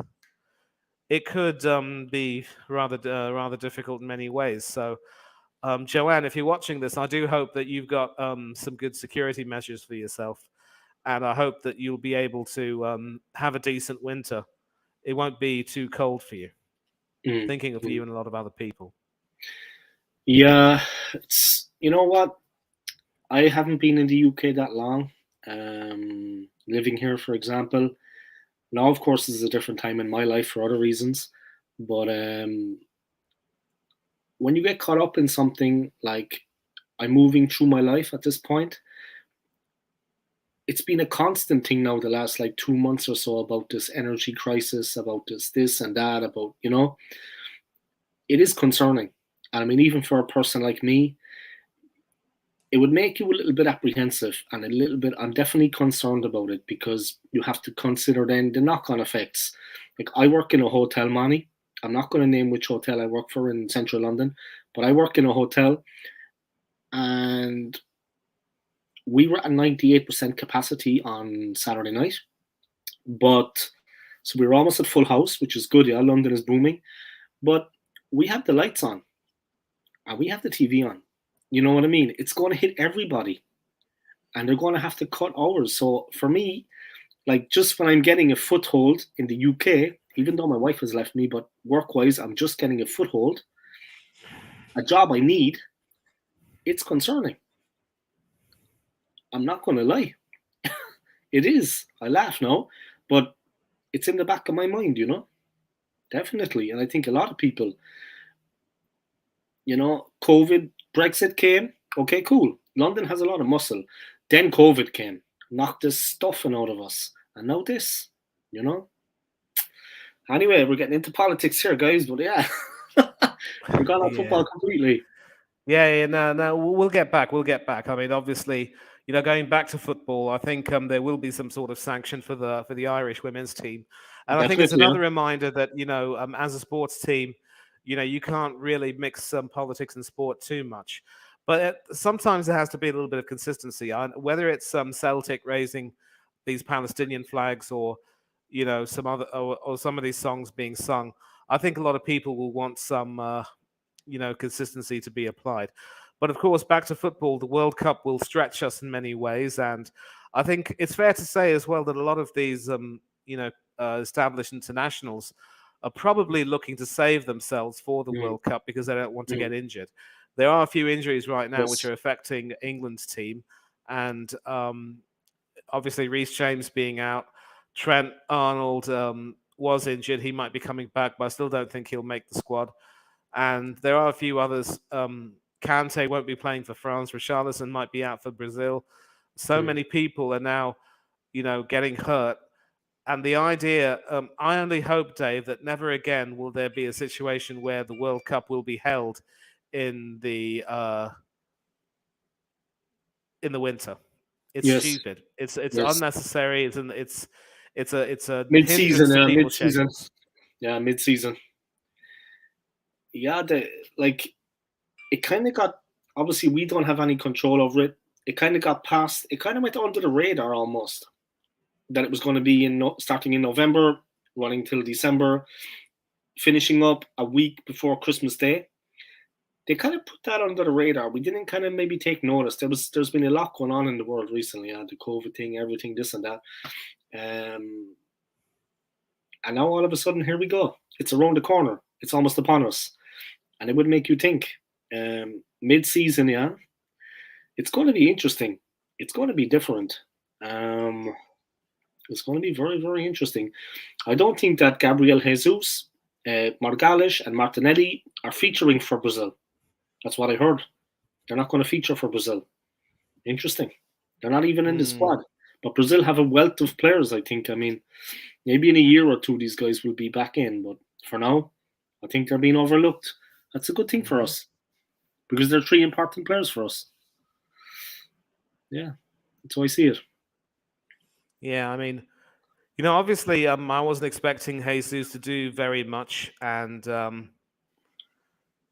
as you said, there is a huge wealth of talent in the Brazil team, and it's sad, really, because Jesus left City to come to Arsenal because he wanted to play more games, but there has been talk that after a few games where he's done well, he started to fade a little bit. I think he was slightly injured against Liverpool. And I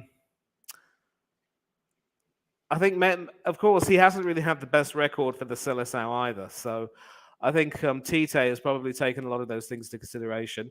Martinelli should have been a pick for the squad. I mean, obviously, with the energy he brings, he hasn't been injured yet, so he could have been a good option for sure. But he's in good form. We can't really know what's in the mind of these managers, and I think they have their reasons. I think they weren't selected for the friendlies, but there is still some time for some players to sort of get back into contention. It is sad, though, that we may not see Dani Alves at this World Cup, although he could possibly be taken as a squad option.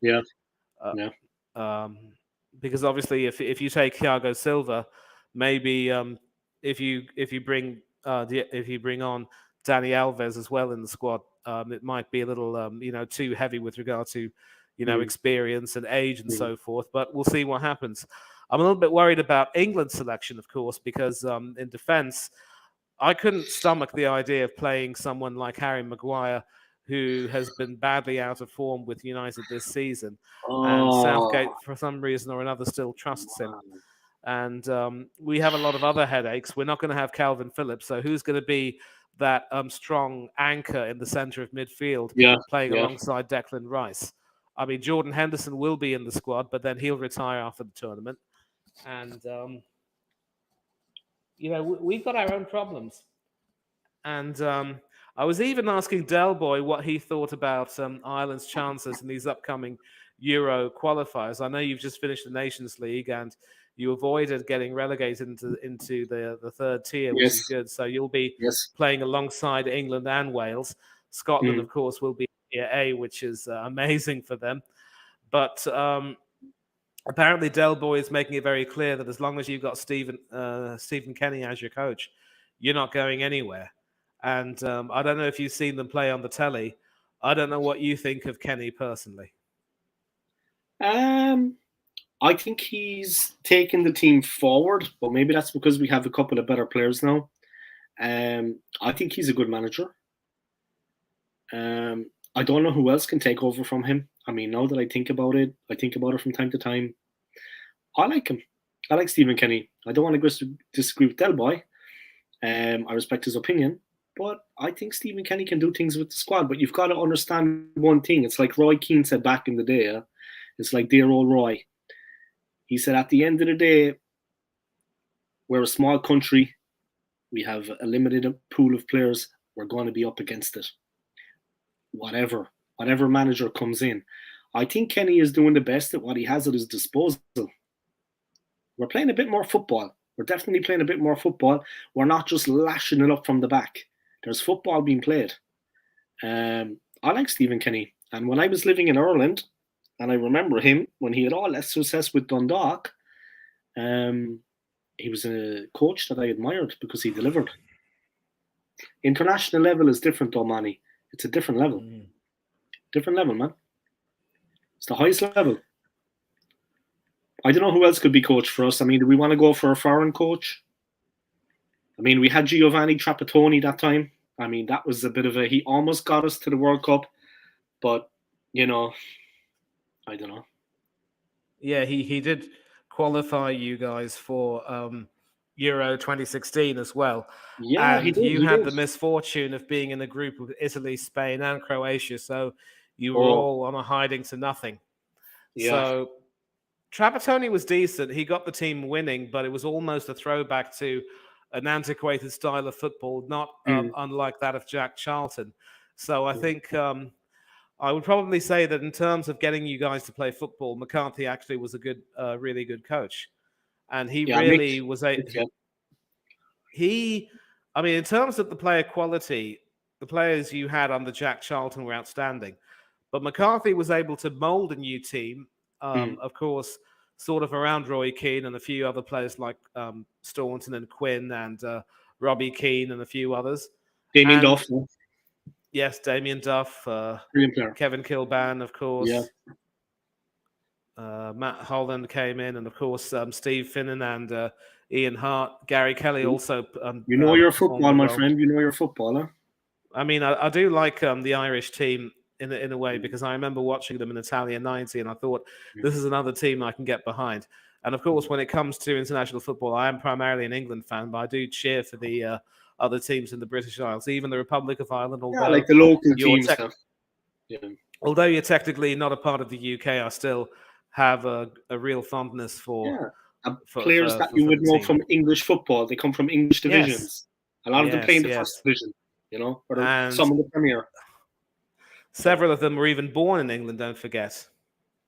They all have British passports. They have an Irish grandmother or something. I don't know how they qualified. That's how they were doing it. That's how they did it. Andy Townsend, remember back in the day? Phil Babb. Oh, Townsend. That boy was a fine John Aldridge. Remember John Aldridge? Aldridge too. The Scouser. Yeah. I mean, we had a lot of guys that were Englishmen in the team, but they were good for us. They put in a shift. Ray Houghton. I mean, the list goes on. A lot of them, Jason McAteer. I don't know how. Yep. Half the team were... I know he had a bit of a tip with Keane, but listen... Keane is the type of person who, doesn't really have good relations with too many people. But it's a question of... I think maybe that's a part of his ESP. He sort of fights with people a lot. And of course, if you're from the rebel county, that tough part... like myself, he's from Cork. Yeah. So if you're from that part, you do tend to be a little bit feisty. Argumentative, a little bit headstrong. I think it's fair to say he's very headstrong. But I think the thing that annoyed him in Saipan was that the training equipment and the things to prepare leading up to the training for the World Cup had not arrived, and they should have already been at the training camp. So the squad arrived, and there was nothing there. There wasn't even a bandage. There was nothing, and he was used to Manchester. He was used to Manchester United. He went from the level that they had to the Irish setup.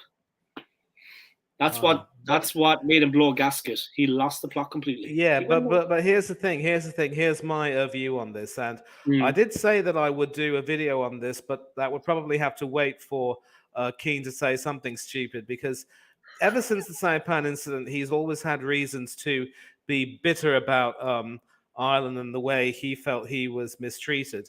So, so the simple fact of the matter is, Dave, that when it came to Saipan, that was really supposed to be, as as Mick McCarthy said, a Mm, holiday for the players, an mm, acclimatization trip. They wanted mm. to go to Saipan because the climatic conditions over there would be similar to what they would be at their base in Izumo in Japan. And Yeah. they wanted to go to a somewhat more secluded area in some respects because they didn't want to run the risk of Keane and company being mobbed by fans in Asia. And of course, let's not forget there was a huge Manchester United fan base in Japan and Korea. So in some ways, the decision itself was there was some merit to it. I will agree that the football field at the time on which they were practicing was absolutely disgraceful. Like I a mean, car park. Yeah.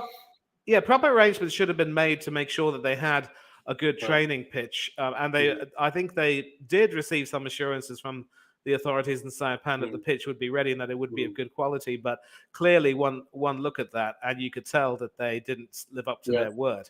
And I mean, why couldn't there have been another contingency plan made? Why couldn't they have looked for, say, a school playground, or maybe because I mean, it said that these school sports are quite popular. Maybe they could have gone to, if they wanted to do some light running and some jogging or what have you, and maybe have a bit of a kickabout.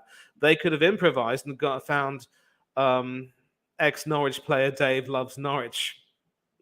Which Dave is that? Because Joanne knows two Daves. I don't think she's talking about me.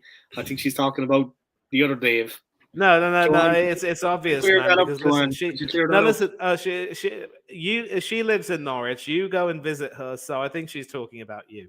You There's can't try to pull the there's wool another over our Dave eyes. living there too, though, that she knows. Which Dave is it, Joanne? Are you talking about me or are you Oh, talking about Big Dave? you're trying to be coy. Don't be coy. Okay. So back to the Saipan issue. Yeah, there should have been a contingency plan in terms of a pitch, and obviously, I would say that the issues of the kit and some of these other things, the bandages and whatever, that really was also the fault of DHL because they also never really got to grips with what was going on, and I think McCarthy felt as though he was let down by a lot of other people. It wasn't just It wasn't just Keane who felt angry. I mean, McCarthy also had reason to feel betrayed in every way. Yeah, of So course. I think the idea was that things in Izumo would have been so much better. So all they had to do was just make the best of whatever they could do. And Mm, McCarthy said himself in his World Cup diary that because the boys had jet lag, he gave them 2 days off, and they effectively had 2 days of some light training and acclimatization. And during that training session as well, the goalkeepers had a very intense session with Paki Bonner, and I think Shay Given, Dean Kiley, and Alan Kelly yes, felt rather out yes. of it. I think they were sweating at the very end. And so Keane said, well, look, we need to have some goalkeepers for the end of scrimmage five-a-side. And the goalkeepers and the coach said, look, we can't send our keepers for the five-a-side. They're sweating. They look as though they've lost a stone in weight. They're completely out Mm, of it. They're tired. And Keane mm, apparently said, well, do you want to have a medal for working hard? We're at the World Cup here. And what Keane didn't realize, Dave, was that, you have to acclimatize to weather like that. mm, It gets really hot and humid, and living over here where I am in India, I can tell you, especially given that I live in the coastal area, it gets very hot and humid. And so when you come all the way from Europe to a climate which is hot and humid, you've got to acclimatize. And mm, especially if you're a player running mm. around in those temperatures and that humidity, you are going to sweat buckets. If you remember 1994 when that tournament was played in the US, you will remember the sight of Steve Staunton. Either he was playing with a baseball cap on his head or a towel on Yes, his head. yes. I And think it was. backwards, I think he was wearing a cap. yes, he was. So definitely you had to acclimatize. But by the time that the boys got to Izumo, the facilities were better. The training pitch they had was really good quality. The kit had already the issue of the kit and other materials had been sorted by the time they were about to leave. So all Keane had to do was keep his head, not give those interviews to Kimmage and Humphreys of the Irish Times and the Irish Yes, yes. Independent.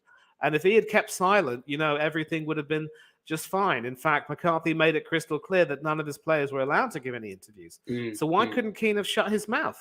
I'm sorry, but I don't care if you're the captain of the team. I don't care if you're Ireland's greatest, most decorated international. I don't care if you're the most successful captain in the history of the Premier League. When a manager gives you an order that you are not to give any interviews to the press for fear of maybe, affecting the unity, you shut your gob and just get on with it. I'm sorry, but true. Keane was in that's the wrong. True. And so McCarthy obviously felt betrayed.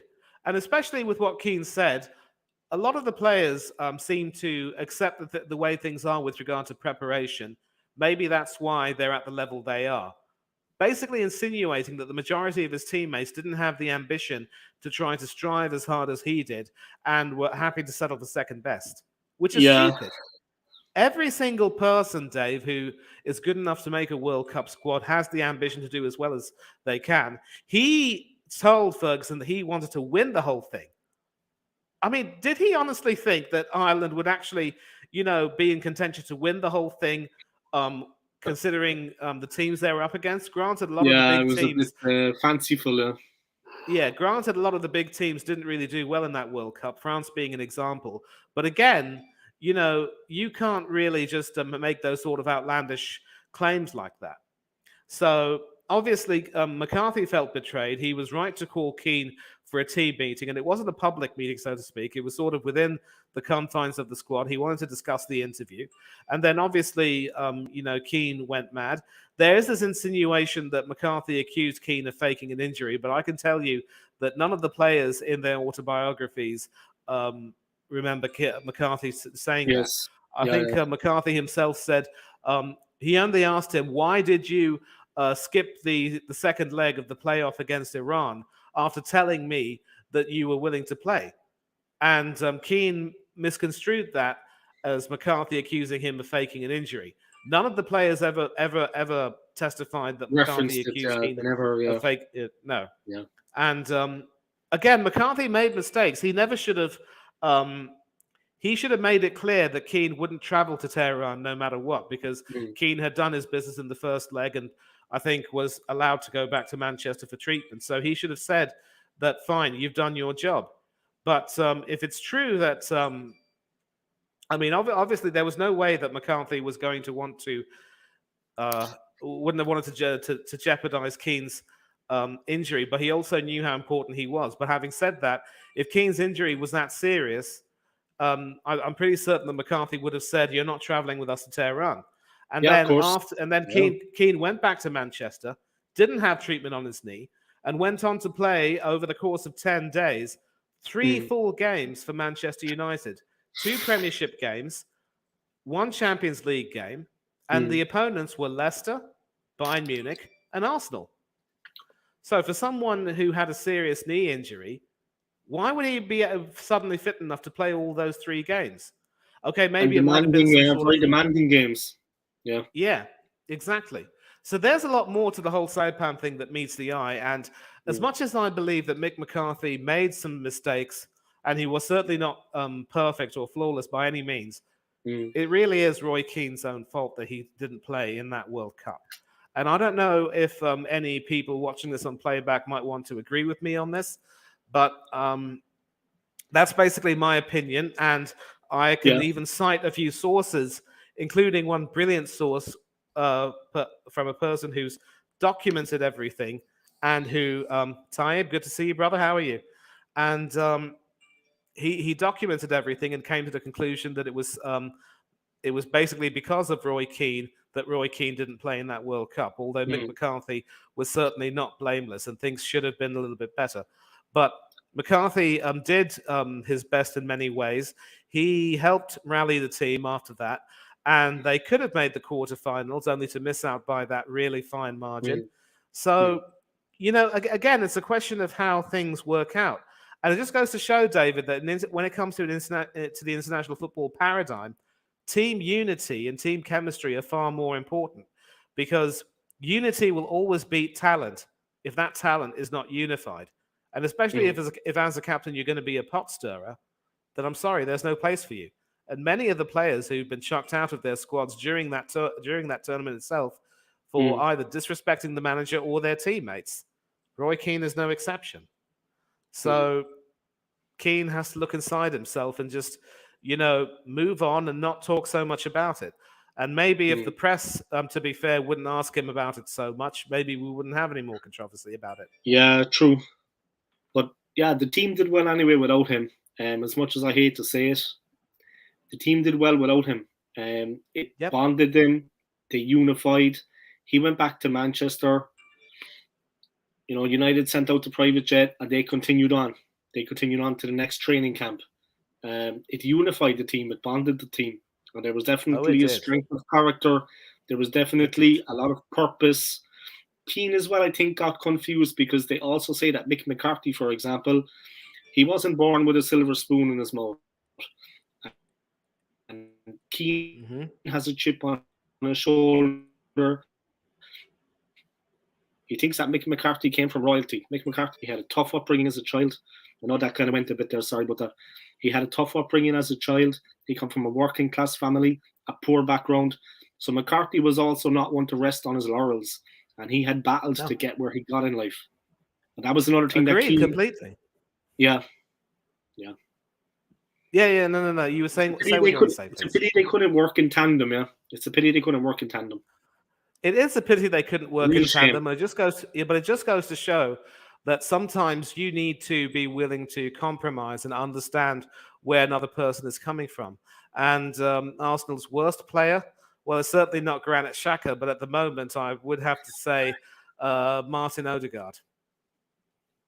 Is our worst player? Martin Odegaard has 1 or 2 assists, makes maybe one more contribution, and then he goes missing. He reminds me in many ways of Graham Chapman from Monty Python. He'd sit in the room, smoking his pipe, maybe having a glass of gin and tonic, and just do nothing. And then suddenly he'd pipe up and say something brilliant, which will make the sketch they're working on even better, and you never hear from him again. But again, back to Keane and McCarthy, it just goes to show that sometimes both people have to swallow their pride. Both people have to realize that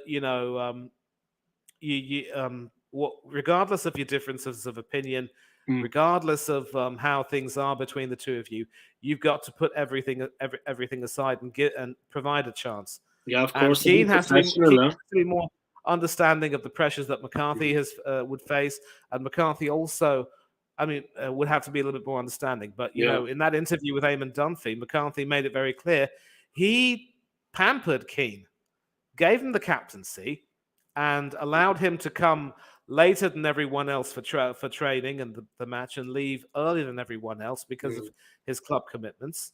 Yeah, but when you have a situation where your captain just comes and goes and hardly ever takes part in the crack with everyone else, it's not a good recipe. And your captain also has to be someone who will have a good relationship with the manager and talk with the manager, and Keane failed to do that.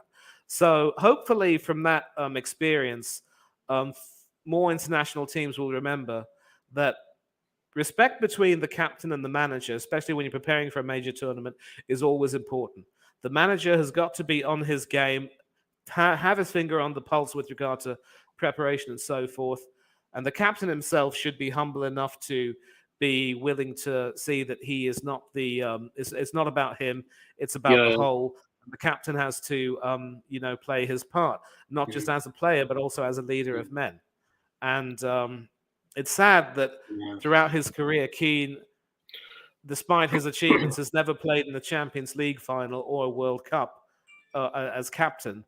But he has to live with that. He has to live with that. In any case, he played in '94 for Ireland. He still has a Champions League medal, so not too bad. Yeah, not too shabby. What about Gabriel? Gabriel is in a poor run of form at the moment, Joanne. He can recover. I'm sure he can recover, but he might need to be dropped for a bit. And it worries me because apart from Saliba and Gabriel, we've only got Holding as cover. We need another centre-back, for crying out loud. That's what I was going to say to you. The players we should sign, what areas do you think we need to strengthen? Centre-back, of course. Midfield? Central defensive midfield cover for Thomas Partey. Yes. Definitely. Could we get another winger? a lot of people have been looking at Mudrak from Shakhtar Donetsk, who is really quick on his feet and is also an international for the Ukraine, has done really well. My issue with that, David, is that if Shakhtar qualify for the next stage of the Champions League or end up finishing third and dropping into the Europa League, will the Ukrainian side want to let go of their player? And would we want to buy a player who could potentially be cup-tied in Europe? I don't think so. Yeah. And another striker, I don't have any faith in Eddie Nketiah. No. We definitely need another striker. Absolutely. Yes. So another central defender. If we can get another right back, a speciality right back who can defend and also overlap, something which Tomiyasu can't do. Ben White has somewhat grown into the role a little bit, but he is still a square peg in a round hole. Left back, we're set with Tierney and Zinchenko. But we need a centre back. We need central defensive midfield. We need a defensive midfield cover and another striker, definitely. Do we really need another goalkeeper? I think we should give Matt Turner a chance. He might not play very much, but I'm sure I have some faith in him that he will do the job.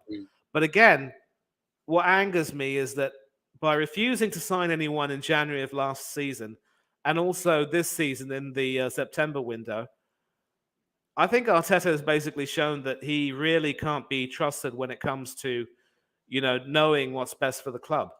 A responsible manager will look at everything and say, "Look, we need to get some people to come in," and even if you get someone in January, I mean, who, knowing how he is as a manager, which player in their right mind would want to come to Arsenal?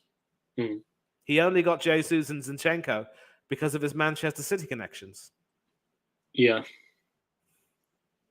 That's true, man. I think you summed that up very well. It's kind of papering over the cracks the way we got the two of those players from Manchester City. I'm big fans of both those players. And like I've been saying a lot recently on my channel, they came with Premier League experience money.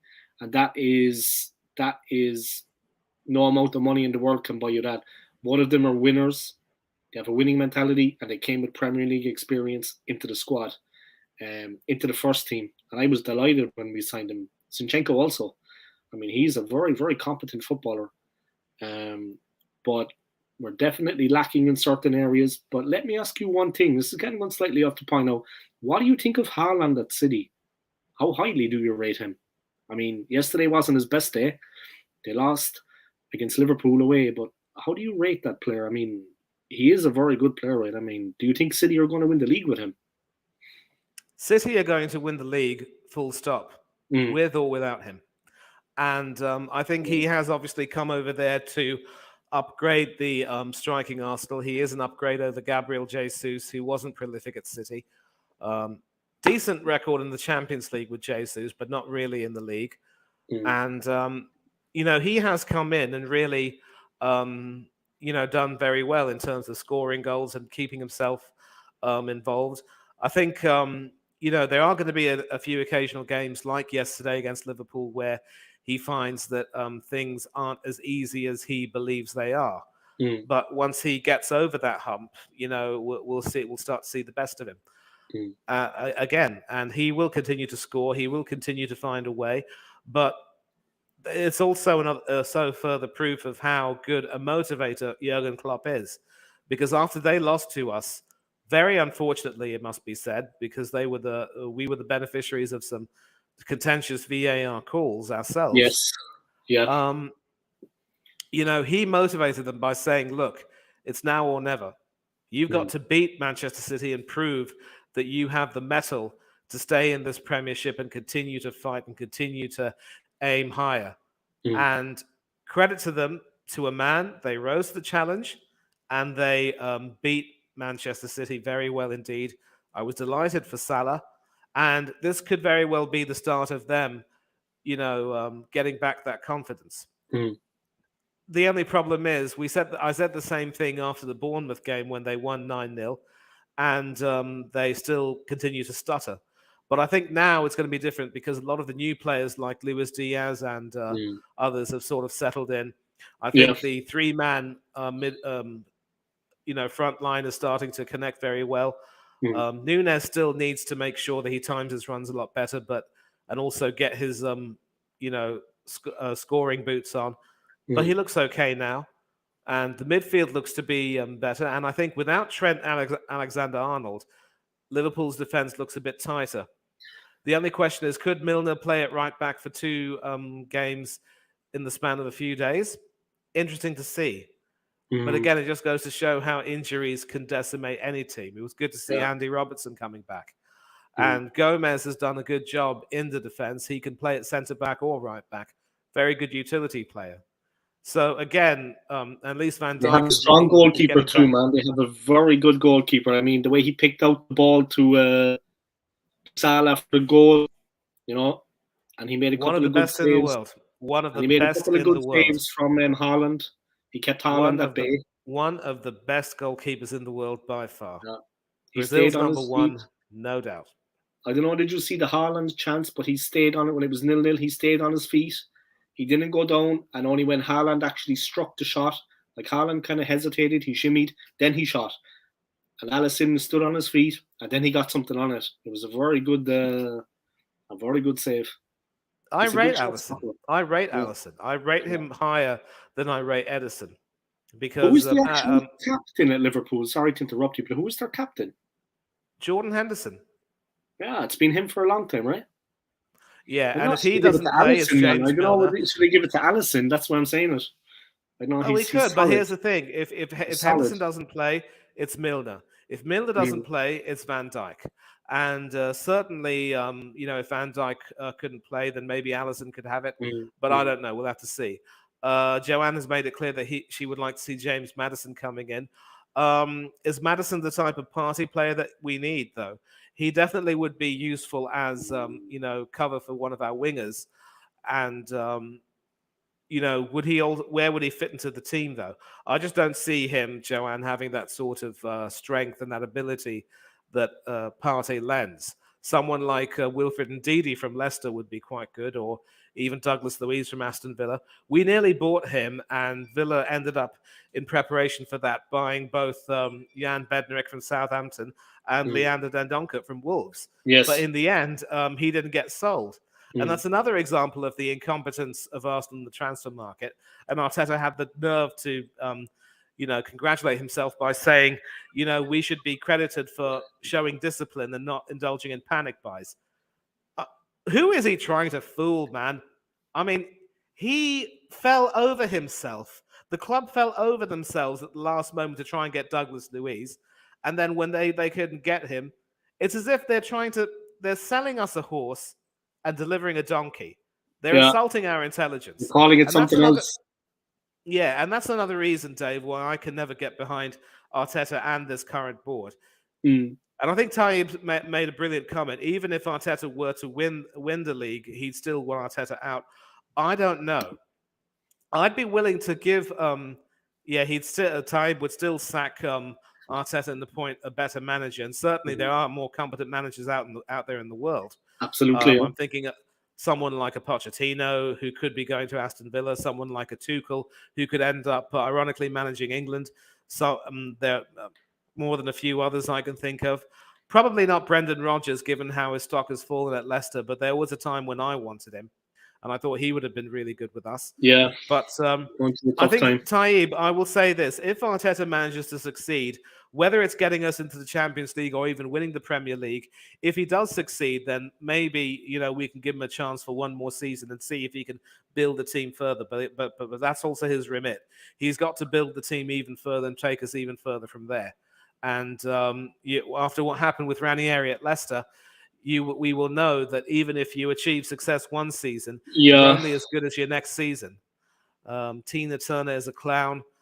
He had a good game against Bodo Glimt in Norway, Joanne, and I think we need to, give him a chance because he's come with a decent reputation, which he forged back in America. There you go, Joanne. Man, he disagrees with you. Watch now Joanne's response. Oh, she's a fiery woman. I visited her in her home, Manny. She's a fiery lady, I tell you. Die-hard Arsenal fan. Big time. Oh. No Aston Villa players.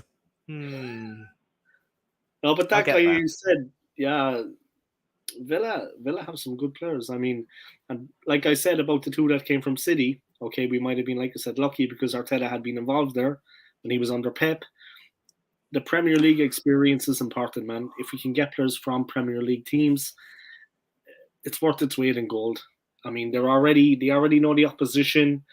They know who they're up against when they're playing Spurs. They know who they're up against when they're playing Newcastle. It's invaluable, man. It's invaluable. I was delighted with It him. is. I agree. And, invaluable. again, also when it comes to buying players from the transfer market, we also need to be very specific. I mean, when it comes to midfield, for example, people talk about signing Tielemans or Maddison. Would they possibly, fill the role that Partey normally fills? We have Sambi Lokonga, who isn't really, strong enough, and El Neni, who can do a job, is now injured. Yeah, just a bunch of farmers playing Thursday. We get Matt Turner up against Manchester City, and he will not, be happy with that. Joanne, I get where you're coming from, man. But here's the thing: you really can only play as well as you can against the team that's in front of you. And there comes a time when, for now, we might just need to keep faith in him.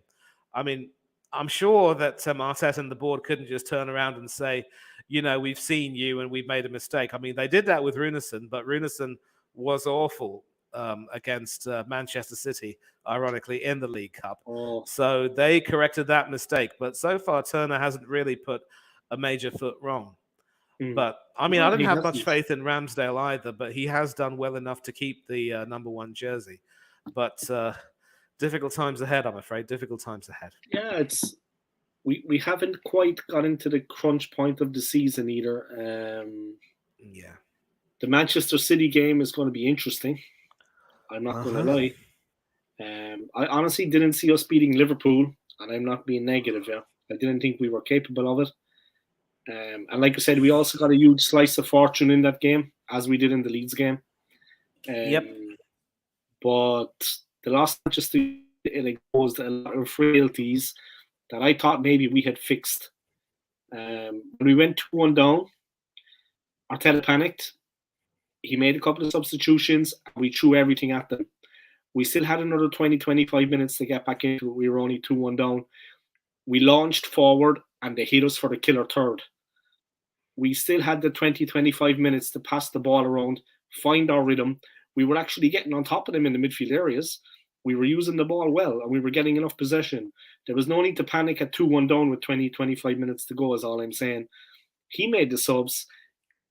The balance shifted. We lost our momentum. We launched forward like headless chickens, and they picked us off at the back. We could have got the 2-2, we could have even won that game. It's like the one game where we were it was really put up to us directly. He hasn't learned. He hasn't learned that yet. And United, in fairness, with all due respects to them, they had a couple of new signings in. I can't remember the player that got the goal against us. It was a sweeping finish to put them 2-1 up. But they're not all that. I'm just saying. Improved, but had enough in our locker to get something out of the game. And we shot ourselves in the foot. I know it's only one loss. I know we've only lost one. But that game for me showed that the frailties, and especially with Arteta, when the chips are down, he still hasn't learned that, because it was like, that was avoidable. That defeat was avoidable. Exactly. And, these are the types of games, David, where you have to make sure that you show your capability if you really want to have any hopes of winning. And it's how you perform which will determine that. And well, Joanne, if I might possibly have to go in a few minutes, but I think I will probably end it on that, what you said.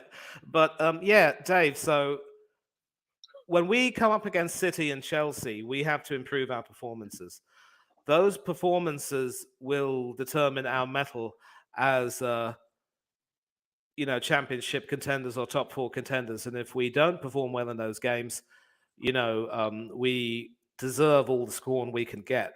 And it just goes to show that, for all of your talk, if the more you talk before things happen, the worse the humble pie will taste when you're forced to eat it. So that's why you won't see me getting gassed up over these wins until maybe very late into the season when we're almost there and I can say, you know what, I can smell it. Not even 25% of the season is gone, for heaven's sake. Yeah, it's early doors. Yeah, we have a lot of away days. We have a lot of big clashes at the Emirates. And we have a lot of games too. Like Firmino at the moment, the pressure is off the team. When the pressure was on the team is playing without that pressure because no one expects anything. Let's be honest, we don't. But when the pressure was on, we'll see. Like you said, it's early doors. There's a lot of football to be played, and the season, is the squad strong enough? We need to strengthen because there's going to be injuries, there's going to be unforeseen circumstances, and we also have to contend with Europe. And it would be nice to win a trophy, Manny. Let's be honest about it. We're not going to win the Premier League. I think it's a long shot, but it would be nice to pick up a trophy this season. Oh, yeah. I mean, personally, I prefer top 4 because that would be, or even winning the league or competing in the league, because that would be a reflection of our consistency. But winning a trophy will not be small potatoes. And Dave, I'm really sorry, but with that, I have to leave. But, let me just say, Joanne, Taib, and everyone else in the chat, thanks for joining in. And Dave, thanks a lot for having me here. It's been a pleasure. Thank you for coming on, my friend. Yeah. You're welcome. You're welcome. And listen, I don't want you to have a situation where you end up staying on for, 2 hours on end and, not really saying very much, because obviously if you have a stream, I mean, as Lee Gunner does, I mean, I don't necessarily want to, compare you to him, but if he's on a stream, he continues to talk no matter what. That fellow will never shut his mouth. Yeah. And although he and I do agree a great deal, and I definitely respect his views, sometimes he can be a bit abrasive in the way he conducts himself at times, and maybe that's something he can learn to tone down a little bit. But I think he speaks for a lot of very sensible fans who, want the best for the club, who just don't have any real faith in Arteta's ability to really rise to the occasion. And it's critical thinkers like him and you and me who get targeted. So let me just say right now, we need to make sure that we stay true to ourselves and make sure that we stay as we are and never stop expecting better. And we're not going to use the excuse that, well, we suffered for 20 years with Wenger, so why can't we have a few more years with Arteta? Arsene Wenger won the double in his second season with us, and he brought us a lot of great moments. He did take us to a couple of European finals, albeit despite not winning. Yes, his last few years were terrible in that he simply refused to evolve, and the team ended up suffering because of that. But he still left us with more and more good moments and bad moments. He set the club on a new course. He changed. Yes, he did. Yes, he did. He changed the DNA of the club. Yes, he did. And under him, the team would at least compete. I don't see Arteta's team competing, and he will have had twice as long as Unai Emery. So I will still, keep my eye on Arteta, but I will still trust him for now. I realize it might be like the sword of Damocles hanging over his head, but so be it. And so my message to you, to myself, and other Arteta out fans is stay true to yourselves. Okay, you don't need to be completely rabid and saying Arteta is simply not good enough now. I want him out now. No, we will give him the benefit of doubt this season, but we will also expect that he should improve and evolve as a manager. I don't see that evolution in him. And certainly the best example was how he thought he was so clever for playing Tomiyasu against Liverpool. He thought he could try that trick again against Leeds. And Tomiyasu ended up having a poor game. And when Tierney came on for White and Tomiyasu was shifted to the right while Tierney went on the left, it looked a bit better. So it just goes to show that Arteta has a bad habit of thinking that he's too clever at times. He has to learn to be humble and say, you know what? Sometimes what's good for the goose is not good for the gander. It can't be. And that's why fans like you and I and a few others, we can't allow ourselves to get carried away. We need to stay true to who we are. And that's one of the reasons why I'm known as a realist, and I will be going on another fan debate in 10 minutes. That's why I have to leave. But we need to stay true to ourselves, stay true to our beliefs, and make sure that we convey that we only want the best for the club. It's not because we hate Arteta, it's because we love Arsenal more. And hopefully that is the message we will take going forward, yeah? Yeah, well said, Manny. And listen, thank you for coming on, yeah? I appreciate it as always. It's enlightening listening to you talk. If you set up that channel, which I think you will, you have my contact details. I will support you, yeah? Brilliant. Thanks a lot, man. And because you deserve it. You deserve it, man. You're a real fan. Yeah, thanks. And you know what I you're will talking definitely. About. You know more than most. Let's be honest. You're appreciate clued in, man. That. Thanks a lot. You're clued in. Yeah, thanks a lot, man. And I will definitely keep getting back to you. Once again, stay in touch with me on Instagram. You have my ID. Twitter, you can also catch me there. It's Thangatherai1981. That's my surname and my year of birth. And you can catch me on a few channels, of course, Del Boy Gunner TV, S. Featley TV. Tony Claude Gunner TV is another really good one. Yeah, Joanne, thank you. I will make sure that I inform you once it's up and running. You're a busy man, man. You're a busy man. You get around, huh? Yeah. I'm stretched, as it were. And if you make a channel, you're going to benefit because you already have the. But the disadvantage, of course, is that I will have to cut back. So we will see what happens. But again, Tony Claude Gunner TV, that's another person with whom I'm doing some good work. I'll be going on Chelsea Dan's channel as the neutral Arsenal fan, if you will. Huge shout out to Danny AFC TV. You can catch us together on Thursday nights. We will be covering the Europa League games, other games played on a Thursday, or if there's no football being played, we just sit around and have a chat, and you can catch us there. And also a huge shout out to this wonderful channel from Bournemouth, Up the Cherries in All Departments. That's a Bournemouth fan channel. You can catch me over there. I'm taking part in a few streams with the boys. Terrific guys who produce some terrific content, great interviews with many personalities. You check out their channel, check out their interviews.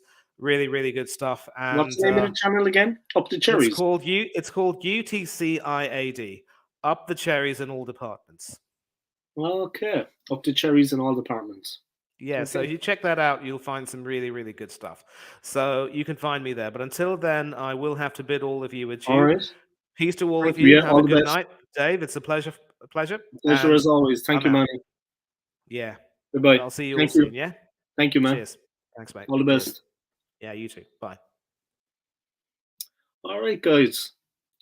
Thank you very much to Manny for tuning in. He's going to be setting up his own channel at some point. And I, of course, will come out and support that. I'm going to leave it there, guys. That's been 2 hours and almost 15 minutes. Thank you to Manny.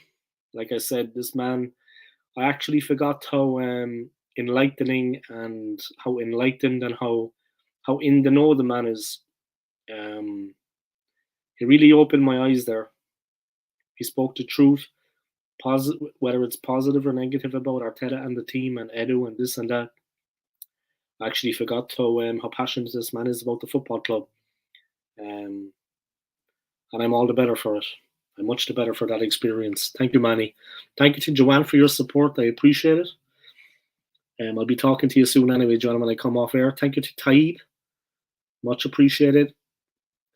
Thank you to Tease. Big up yourself, man. Tease TV. Let me just do a little screenshot. All right. And thank you to everybody. I really, really appreciate it. Thank you for tuning into my live stream.